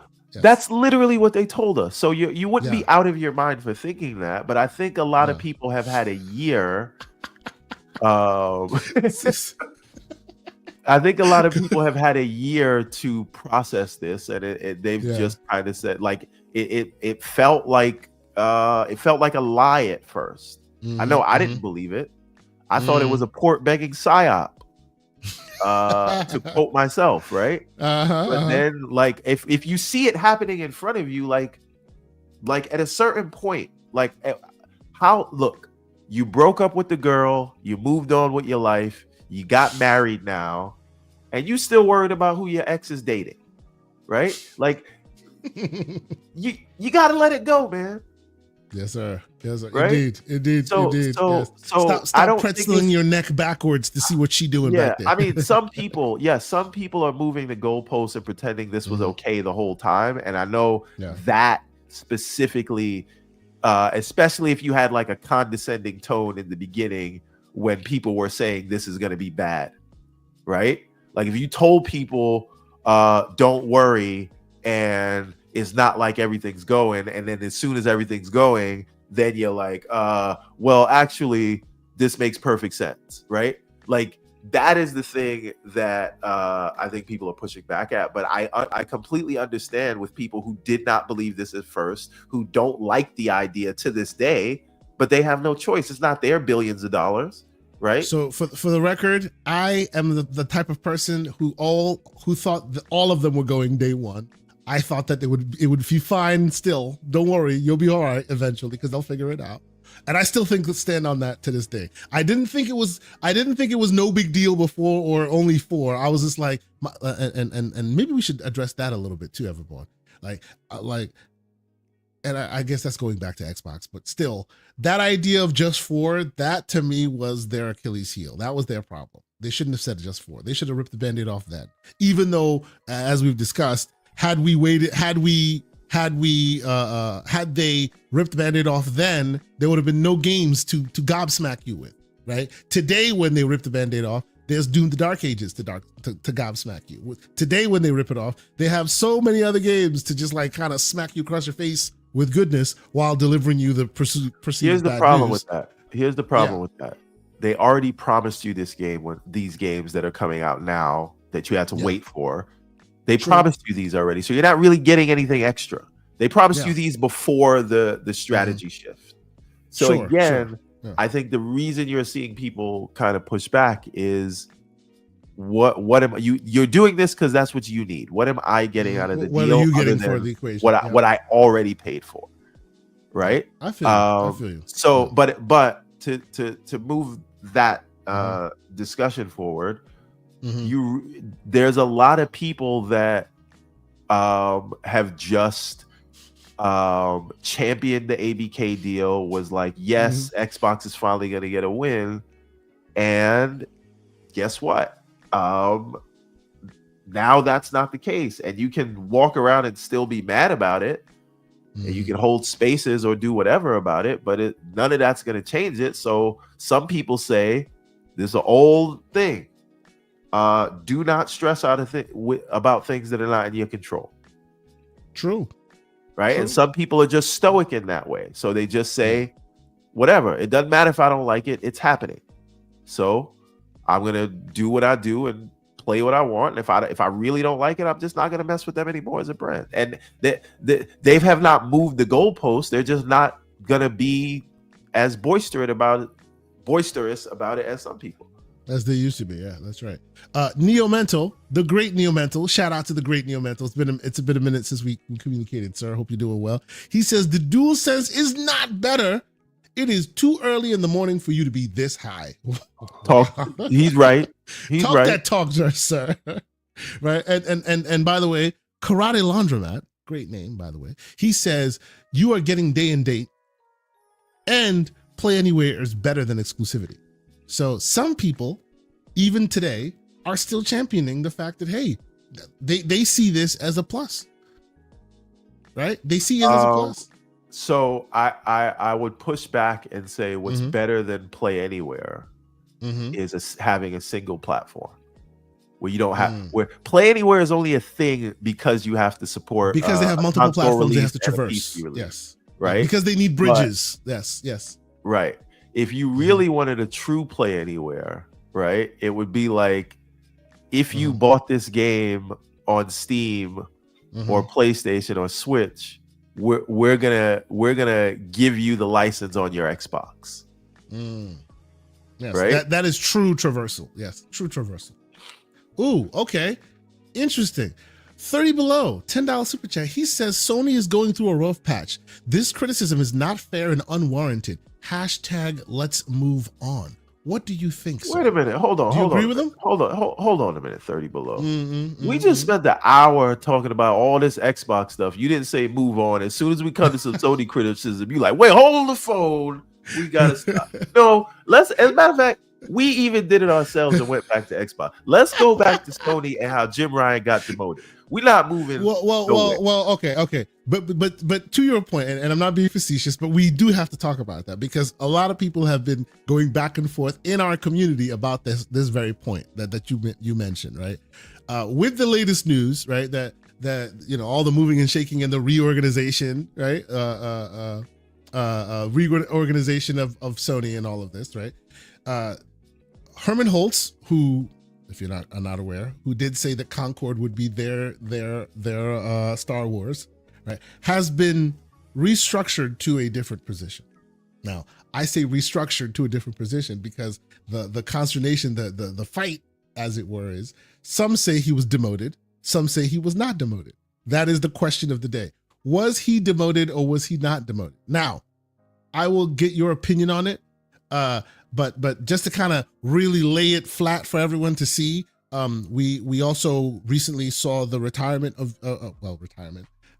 Shuhei leaving PlayStation, and he had a great interview on Kind of Funny, and based on those interviews and those conversations that we saw, Shuhei all but said they basically fired most of those people, right?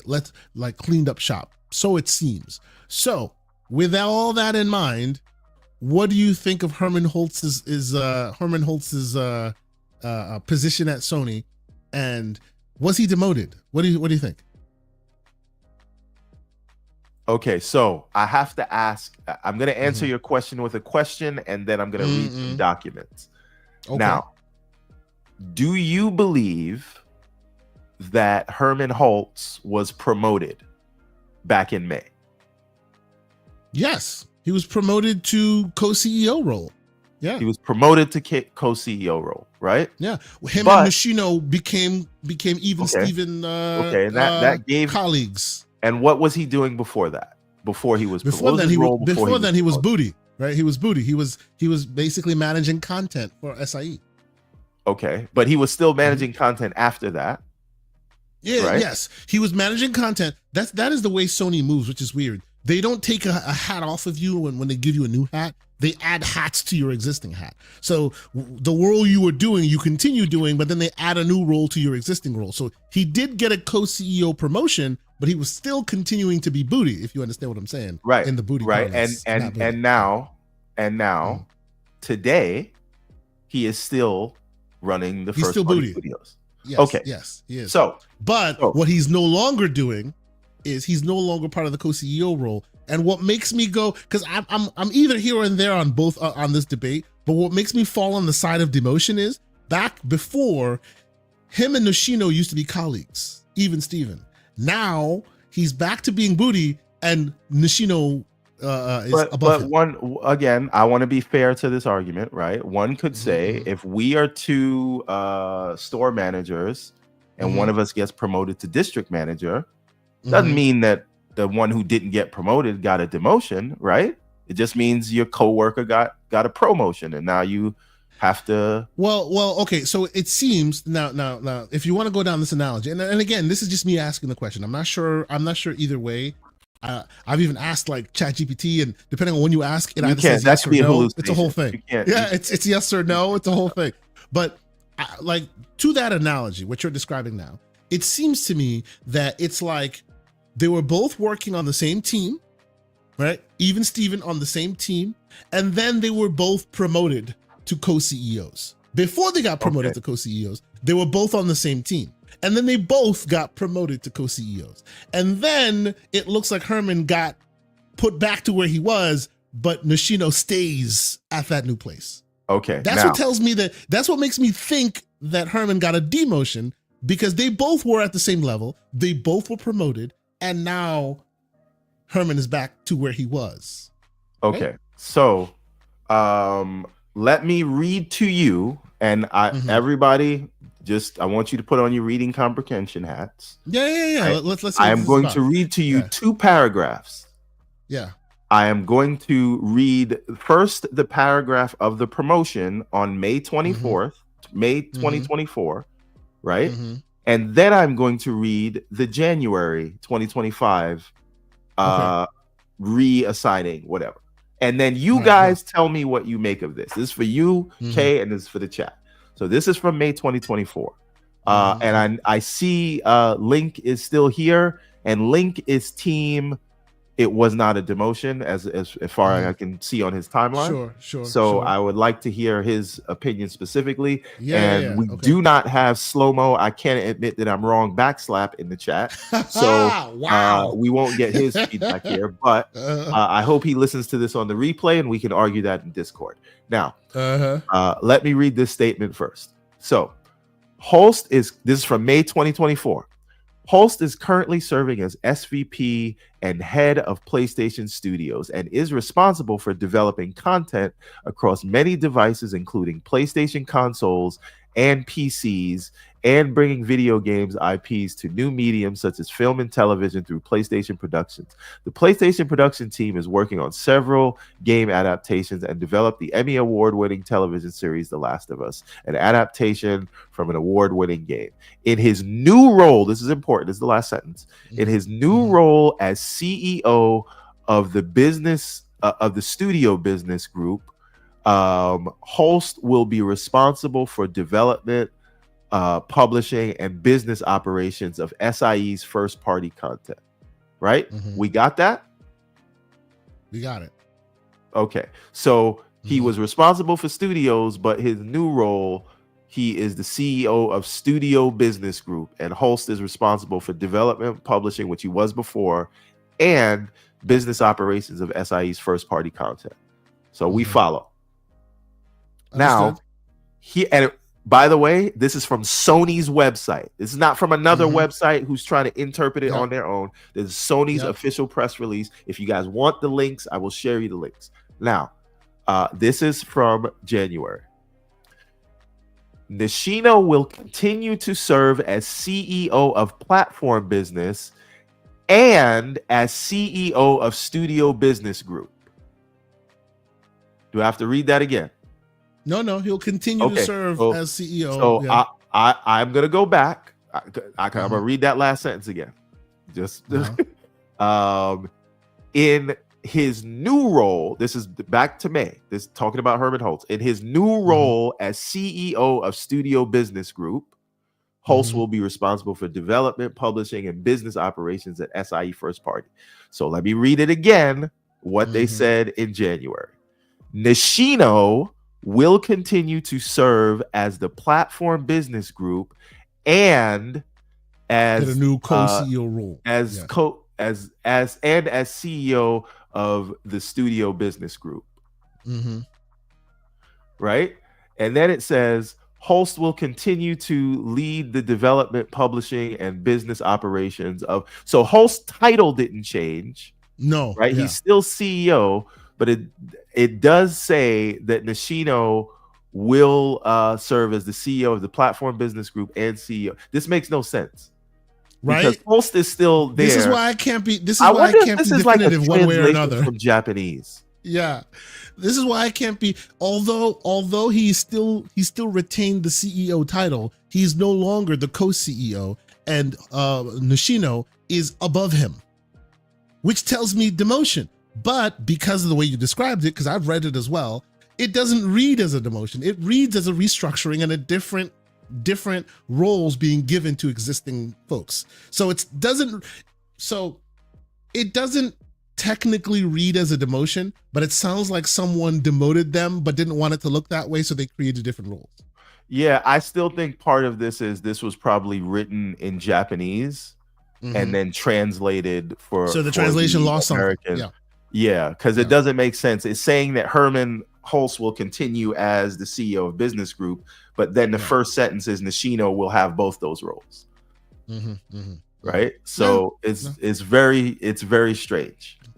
But yes, look, and we would forgive you for not understanding or picking one side or another, because wait, let me finish the paragraph. Don't know. Let me finish the paragraph. Go ahead. The next sentence is Hulst will continue to lead the development, publishing, and business operations at SIE's first-party content.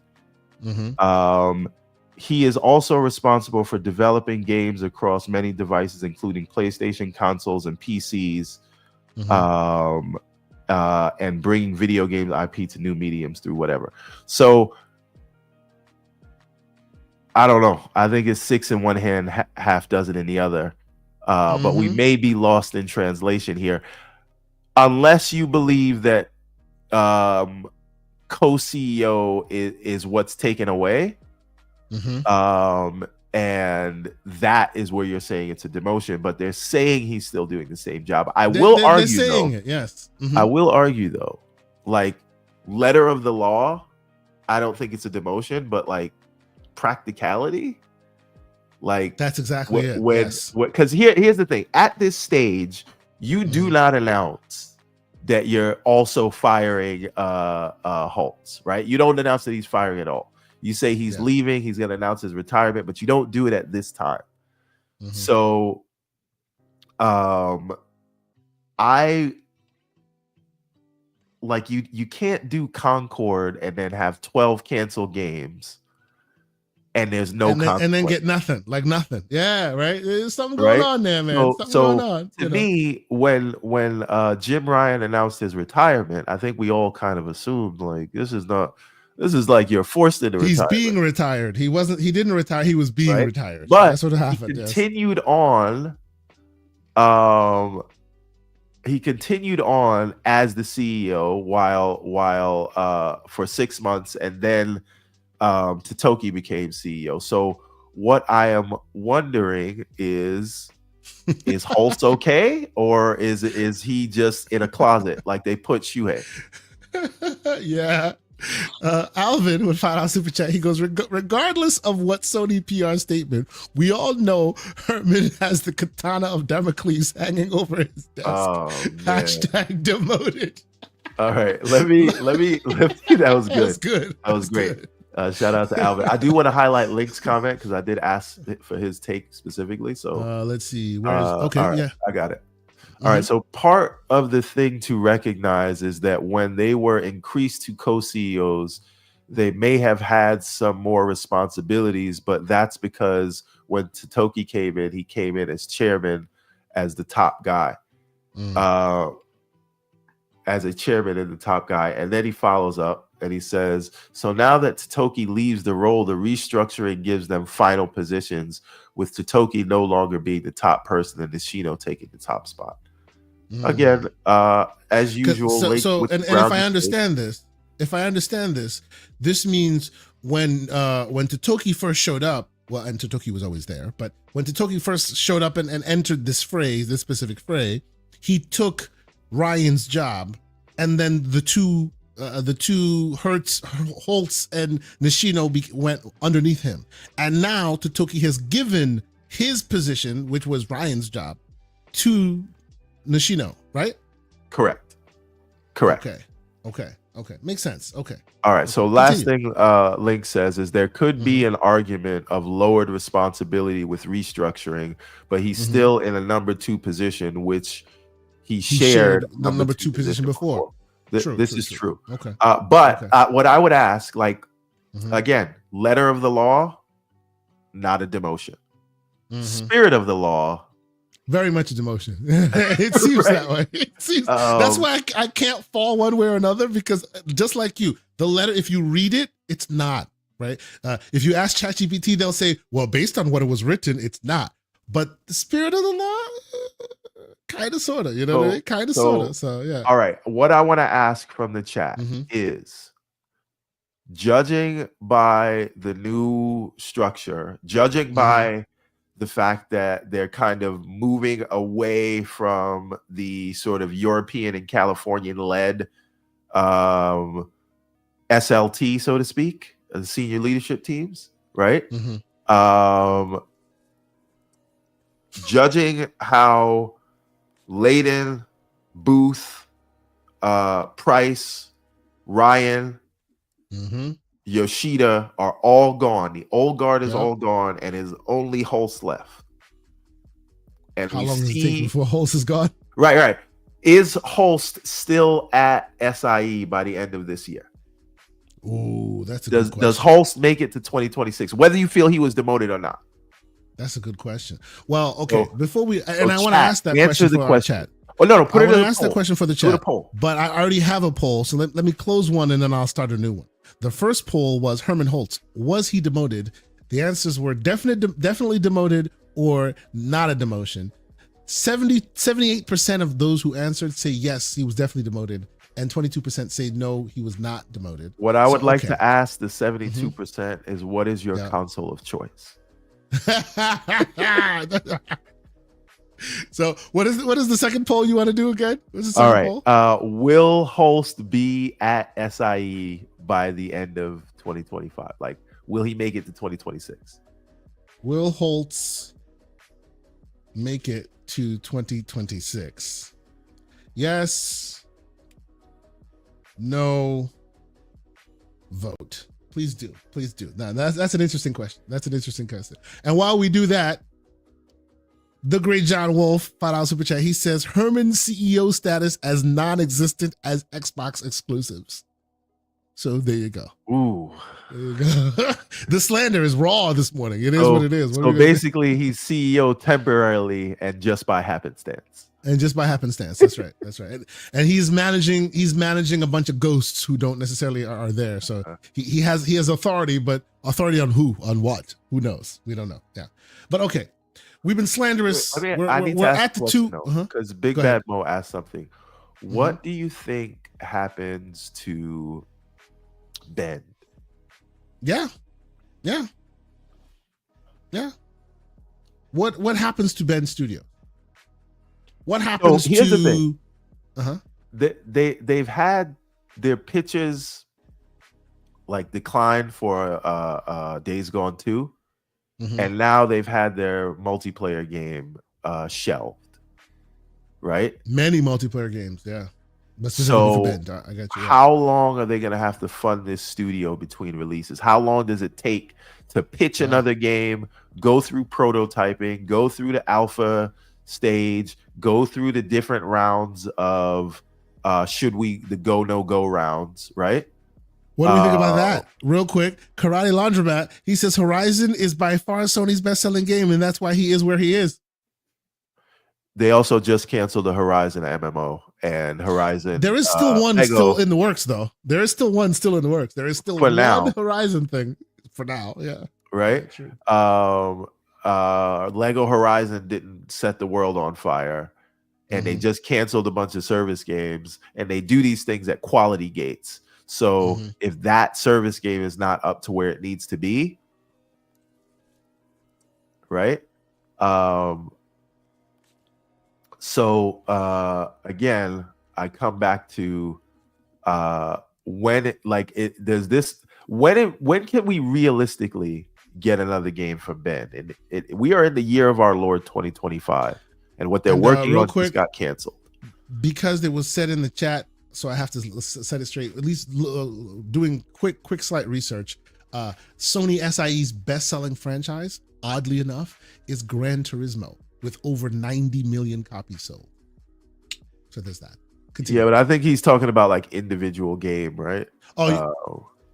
Are you talking? Yeah, like answer that question, Karate Laundromat. Is it individual game, or are you talking IP, the whole IP? From an IP perspective, it seems to be Gran Turismo with 90 million, and that's of course over all of its various games.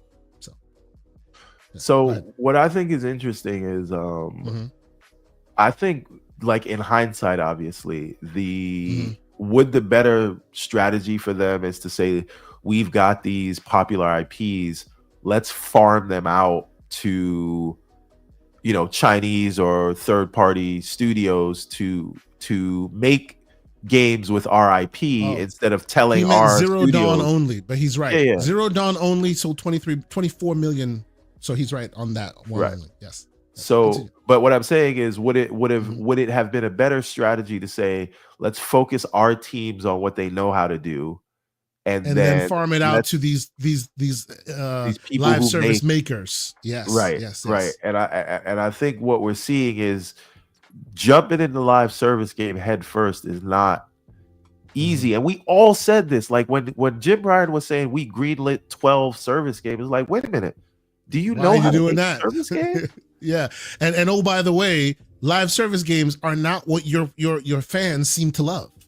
They don't seem to love live service games. So why are you doing that? You know what I mean? So yeah, it was. Well, I mean, I think this is another kind of, I don't want to call it a lie, but I think it's another misconception, because, or not, let me not say that. This is another thing of the hardcore thinking that they are the majority. Are the majority of the being spoken to live service because they had the data that the most played games on their PlayStation console store were live service games. So that tells them, again, reading the Excel sheet and not reading the room, or it just tells you that you don't matter as much as you think you do as a hardcore. So you can say their base doesn't like service games, but that's just not true by what games make the most money on their platform. Yeah, that's true.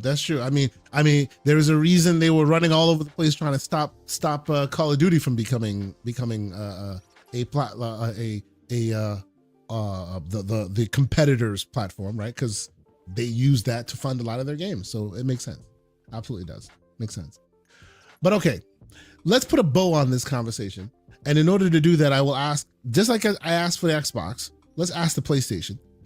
What does next gen look like for PlayStation? We know what Xbox's next gen looks like. We don't know if it'll succeed or not succeed. We don't know what Xbox's next gen looks like, but we hope. Well, we know we have a rough idea of the roadmap, hardware, software, game combination, right? We know what they will look like in the next 2 to 3 years, right? We know what they'll look like. Will they be successful in it? That's up for debate, but we at least know what they're planning on doing. What about PlayStation? What do they look like 2 to 3 years from now? Right now we're in 2025. 2 to 3 years from now, we're talking 26, 27, 28, right? Which means we're heading towards the next gen, and most likely next gen hard. Do we see next gen hardware? Do we see more of the same? Do we see day and date on PC and elsewhere? What is their strategy for Switch 2? What do you think, everyone? Do you think that first of all, Switch becomes the reference design that everybody uses? I think that Marsh in the chat is correct. We know more about PS6 than we know about what the actual Xbox hardware is. We have rumors about the Xbox hardware, but we have actual leaks about the PS6, right? We know they're going with AMD. They announced they signed a contract with AMD. We know that they're going to take the pisser forward. We know that there's 2 SoCs that they're targeting. So is that a SNX situation, or is it a handheld and top box situation? I think, because of where we are, that they may go the handheld route. And I think by the time we get, I'd be so excited if they did. That'd be amazing. 2029, they'll have one under the TV device and one proper handheld. And I think that they're going to be in a different position, because whether Xbox is competing with them or not head to head, they are going to be in a situation where the Switch 2 is out, but the Switch 2 will have access to most of the games that they have access to. And if you want to go to battle toe for toe with like first party exclusives, you will lose if you're Sony. Right? Yeah. And so I think they know they have to have a handheld at this point because the technology has moved forward such that you can play a lot of the same games just with a lower resolution. Yeah. And by the way, most people don't necessarily think this way, but they already have a vested interest. They already have an interested market.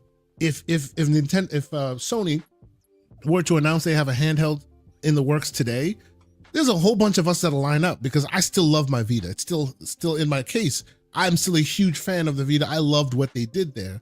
And those of us who are handheld lovers from way back still remember the greatness that was the PSP and the Vita and all of that. So the minute like Sony comes full bore and says, hey, here's our new offerings, people will take them seriously because they've seen their efforts in the past be very successful.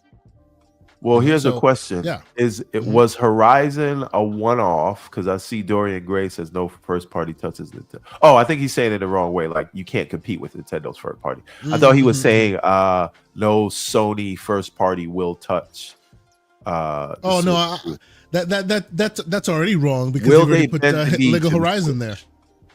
I think that like the experiment wasn't successful, so you have to take that into account. No, it wasn't. No, the experiment was definitely not successful. That was the IP, and maybe not the offering. You know, I actually think that much like Microsoft, they're going to continue experimenting in this way, and they may see better results with other games. So I don't think that the experiment necessarily failing in the form of Lego Horizon will stop them from moving forward. I think you see more. Right. Let me ask you another question about a 2 SKU strategy, right? Okay. And I hear a lot of people say this. It'll be a handheld and it'll be a traditional box under the TV. And this goes for Sony as well as Xbox. Okay. If that is the route you are in fact going, right? And we talked about this offline. I don't care if you're Sony or you're Microsoft. Do you release those two devices on the same day? Or do you space out the releases? Because unlike the Series S or Series X, a customer is going to buy one or the other, unless they're buying multiple for a household, right? Aren't you capping one off at the knees if you put them both out together? Because people may not have the income to buy a whole $500 handheld and then a $500, $600 box under the TV. Like, don't you want to? Since one customer may find use for both of those, do you separate the release of those things as opposed to dropping them both on the same day? What do you think, Kay? And then chat, I'd like to hear what you think. If you're releasing a handheld and a traditional box, do you release them on the same day? I actually think that's a very interesting question to ask. I see reasons for reasons to do it and reasons not to do it, right? We've seen these companies release like family of devices all the time. You've seen that happen. So it's not out of the realm of possibility that they announce a new family of devices. But I do see what you mean when you say with the idea that you want whatever you're releasing to be a special snowflake, right? You want it to be like, hey, this is the Halo device. And by Halo, I don't mean the game. I mean the device that everyone should want, right? And the minute you have two devices that have two different strategies and two different SKUs, and to a lesser extent, the disc-based and the non-disc-based did that in the PS5 era, but it was still the same device, right? One had discs, one did not, but still fundamentally it was the same device. But if you're talking about two different SKUs that actually have two different profiles, like really different, it makes it difficult to continue to peddle that special snowflake narrative while offering two different devices. So I do hear you. Like I don't know. I can't necessarily see them going one way versus another one, right? Maybe you release the handheld first, right? Get people excited because and that is an interesting concept, because if you think about it, like I do that myself all the time. Where when I play a game, those that know me know that I play on handheld quite often. I have a big machine, a big PC, but I also play on the smallest devices.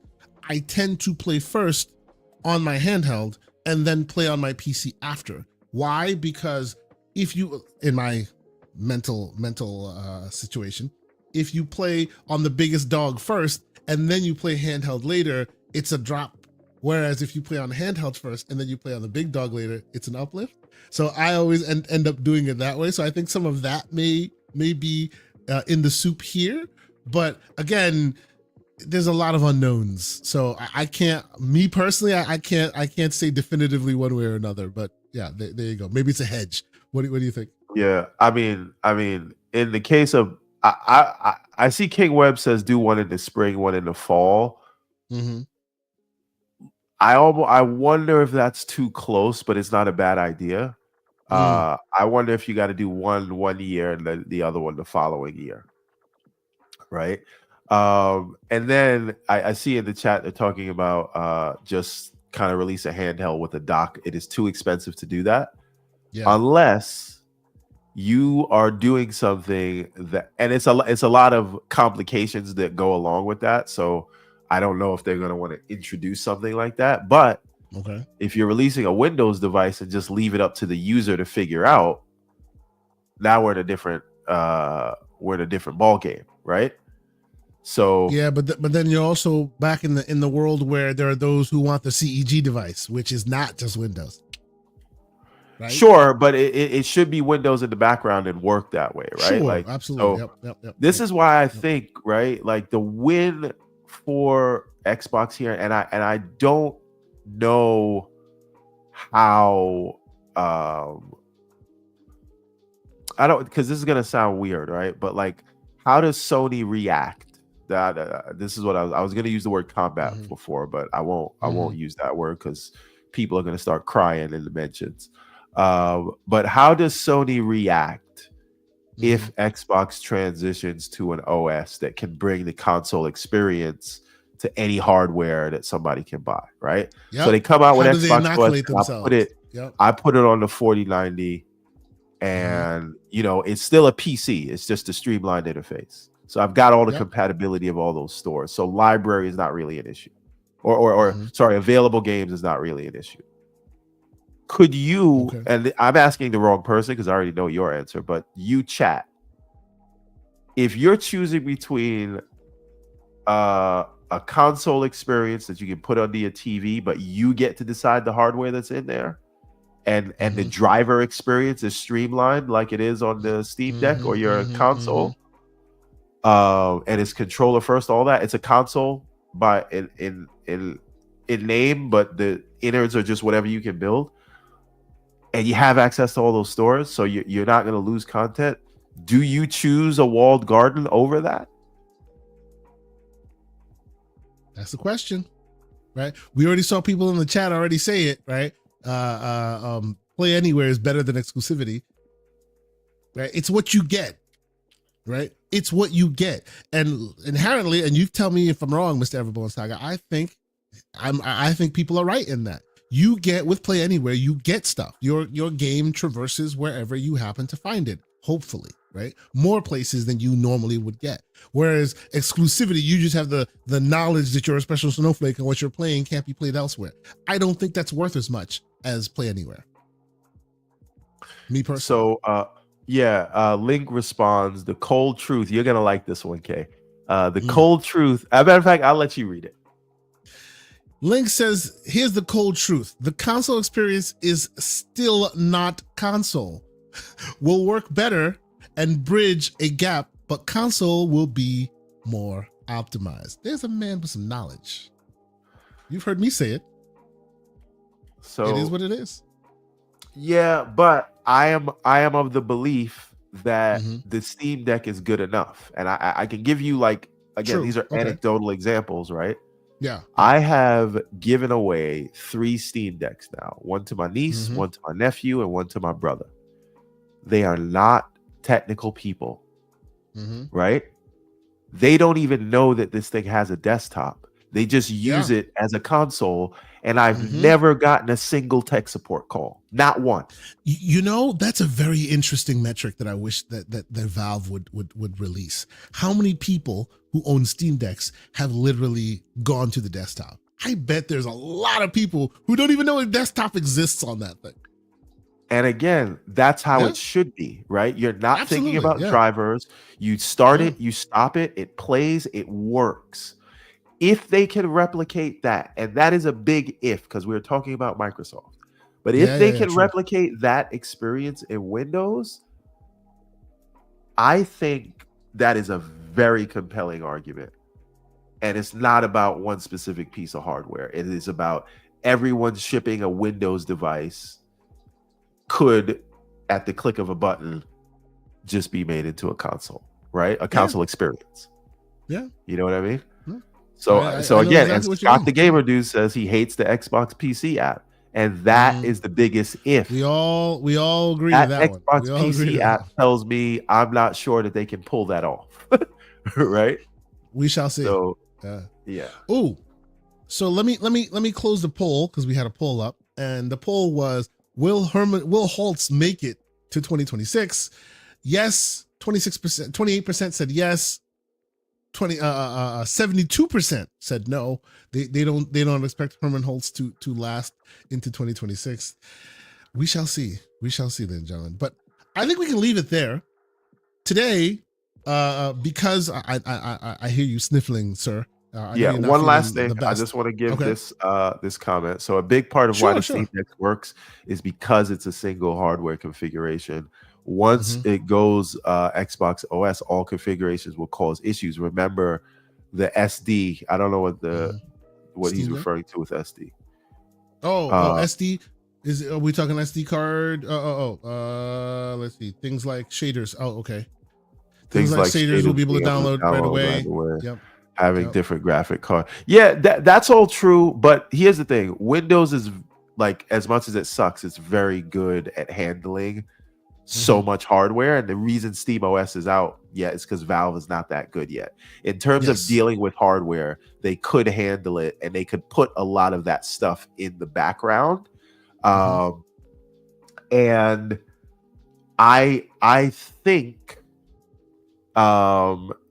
that we are actually about to we have Bazite right now, which I have just Mm-hmm. installed on a regular mini PC. Have not had Mm-hmm. an issue yet. Steam OS is getting ready to release to the public, and they're working with a partner right now. And so Steam OS is getting ready to be able to handle those things, and that will be a stress test on if an experience like that can handle multiple device configurations. Okay, Steam Deck is Steam Deck. Okay. Yep. SD is Steam Deck. So my answer to that question is or that statement is Bazite, and how that works on whatever you want to put it on, unless you have an NVIDIA card. But again, Windows won't have that problem. So yeah, without belaboring the point, we can lock it off now. I do want to continue this conversation, so I hope that Link and everyone else in the chat will come back next week and we can talk more about it. Yeah, absolutely. And I will say again, we don't have this conversation once a week. We're having this conversation on the daily in the Discord. So if you have a chance to and you want to jump on with us, you are always welcome. We have really great conversations in our Discord. So if you haven't had a chance to, come check us out. We appreciate you, jumping on the show on the weekends. But don't hesitate to jump in on the Discord and join our conversation. We always appreciate folks jumping in and having great conversations with us. I think we're about done here on this week's episode. I know that we're not feeling the best as of right now, so I think 2.5 hours is a nice concise time. Before we go though, once again I will reiterate, we're trying really hard to make this year a different, move things forward, do different things with GCP and also the Gaming Circle website itself. There's talk of facelifts that will come to both the channel and to the website. We're still looking into that in the background. Myself and Mr. Everborn Saga, we're looking to be in when June comes about. I keep saying it in that way because there's no real official thing, right? We're not necessarily going to. We'll make ourselves available on the Keeleys and all these other things, but we're going to try real hard to be there to have coverage for you guys on this channel and on this show. Bunch of games, cool indie games that folks are making us, giving us access to. So expect some interesting things afoot in that as well. Oh, I see that super chat. Link, $2 super chat. Why is Everborn hiding behind the PFP today? That's because I have tissue in my nose, sir. I am sick out of my mind. And today's my daughter's birthday, so I can't even afford to be sick, so I got to go out after this. We're going to the American Dream Mall to the Build-A-Bear so we can happy birthday to Everborn Saga Jr. And it no, female, this is Sasha. This is Sasha. This is Sasha. Yes. Yeah. If you've ever been to a Build-A-Bear, just pray for my wallet.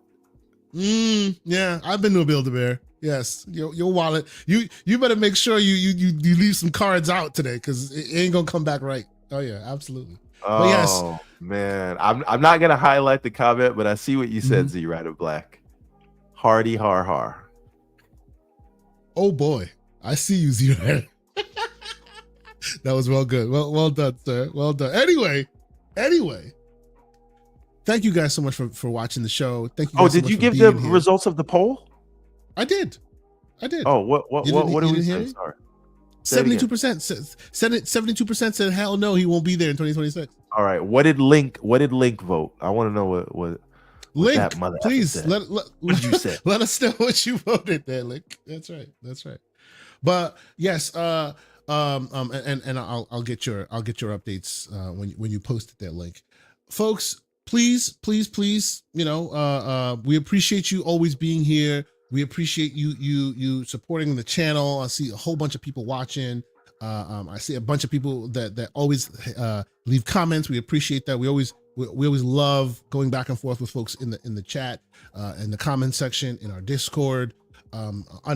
Appreciate all the support you guys have provided today. This is really cool, really awesome. This will help us in going to all the various shows and in communicating with all the various people that we do and trying to get more content on the channel. So expect 2025 to be a year of interesting things for GCP and the show and all of that. But Mr. Everborn Saga, until then, where can people keep up with all your ongoings, sir? You can find me on everbornsaga.com, and you can find me on the timeline, although I've spent a lot less time there. As a matter of fact, don't look for me on the timeline. I'm rarely tweeting these days.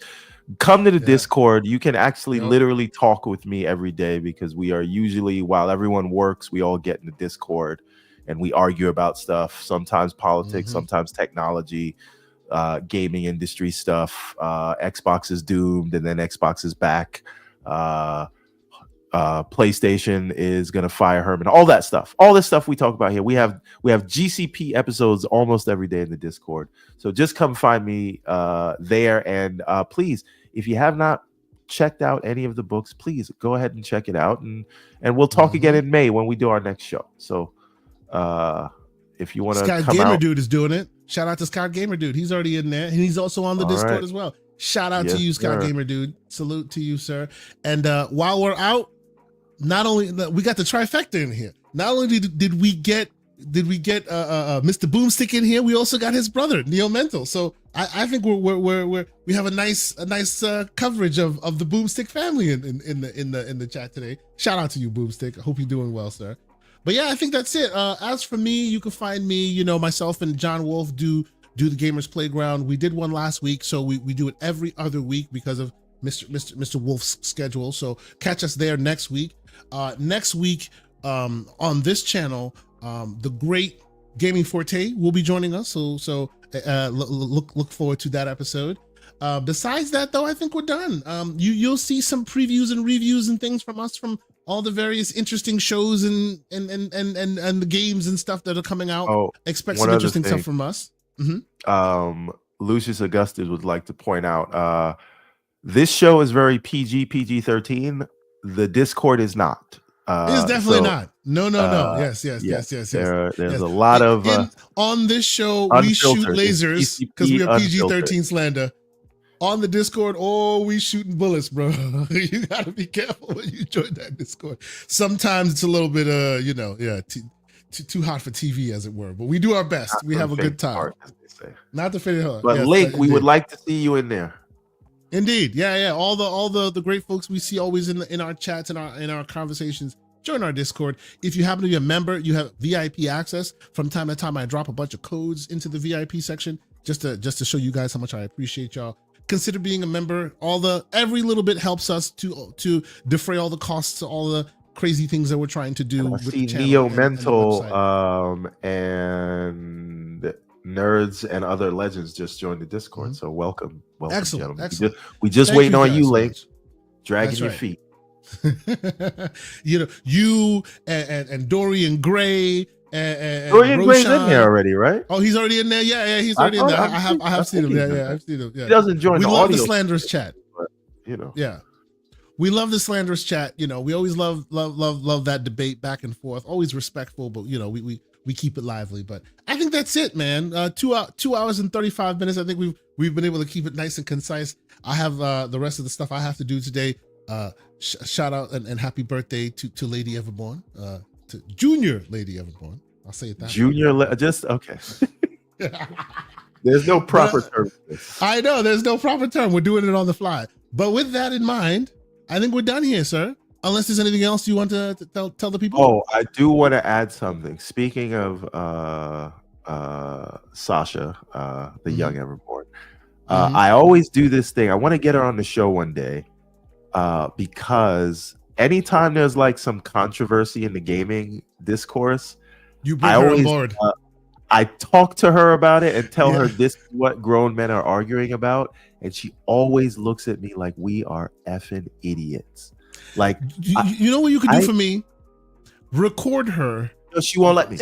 Interview her. You won't let. Oh, that's unfortunate. I've tried. That's unfortunate. But unfortunate. Like, I told her about the Forza thing, and literally what she said, who cares? Wouldn't you want the game to go more places? She said this to me. She said, you make a comic book. What if you could only sell it on one place? Don't you want to get your comic? You love the Matrix. What if you could only watch it on the Samsung TV? Like, just weird. He is 15 years old today. That's right. That's right. And she was just right. This is stupid. Umbra says, ground her immediately. Very good. And again, this is the next generation of customers that these people are talking to, right? But when she plays a game, she's playing Tokaboka on the tablet. She's playing Genshin Impact or The Sims on the PC. She doesn't care where it is, right? So, if that is the and you people talk to your kids. Like, do they care like we do? I love my chat, man. This is great. Nerds and Other Legends says, oh, after that statement, birthday canceled. No more birthday for you. So anyway, I just thought that was funny that I should share that. It's just interesting how worked up we get. Oh yeah. Where the upcoming generation of gamers really don't care about that. And a lot of the way I think and a lot of the way I talk comes from talking closely to my 5-year-old, my 6-year-old, 5, almost 6, and my 8-year-old, who just look at me like, you guys have, like, they look at me like I have 2 heads. Like, it's the weirdest thing, This is what people are complaining about, and they're just like, it's hilarious. It's great. We should do a show. We should work on a show where we peddle our children with questions and get answers for the community. I think that'd be funny. Anyway, I think that's it. We should leave it there. We're done. Thank you guys so much for being here. We appreciate y'all so much. Always great conversations, both in the Discord and in the panels and on the chats. We love you guys. Always give us a wonderful reason to get up on a Saturday morning and start talking games with all of you. But I think that's it for this week. We'll chat with you guys next week. Until then, stay cool. Go out there, keep the gaming discussions going. I think I saw King David just go live. So go check out King David and tell him that we sent you. But until next week, that's it, man. Until next week. Peace. Thanks for being on it.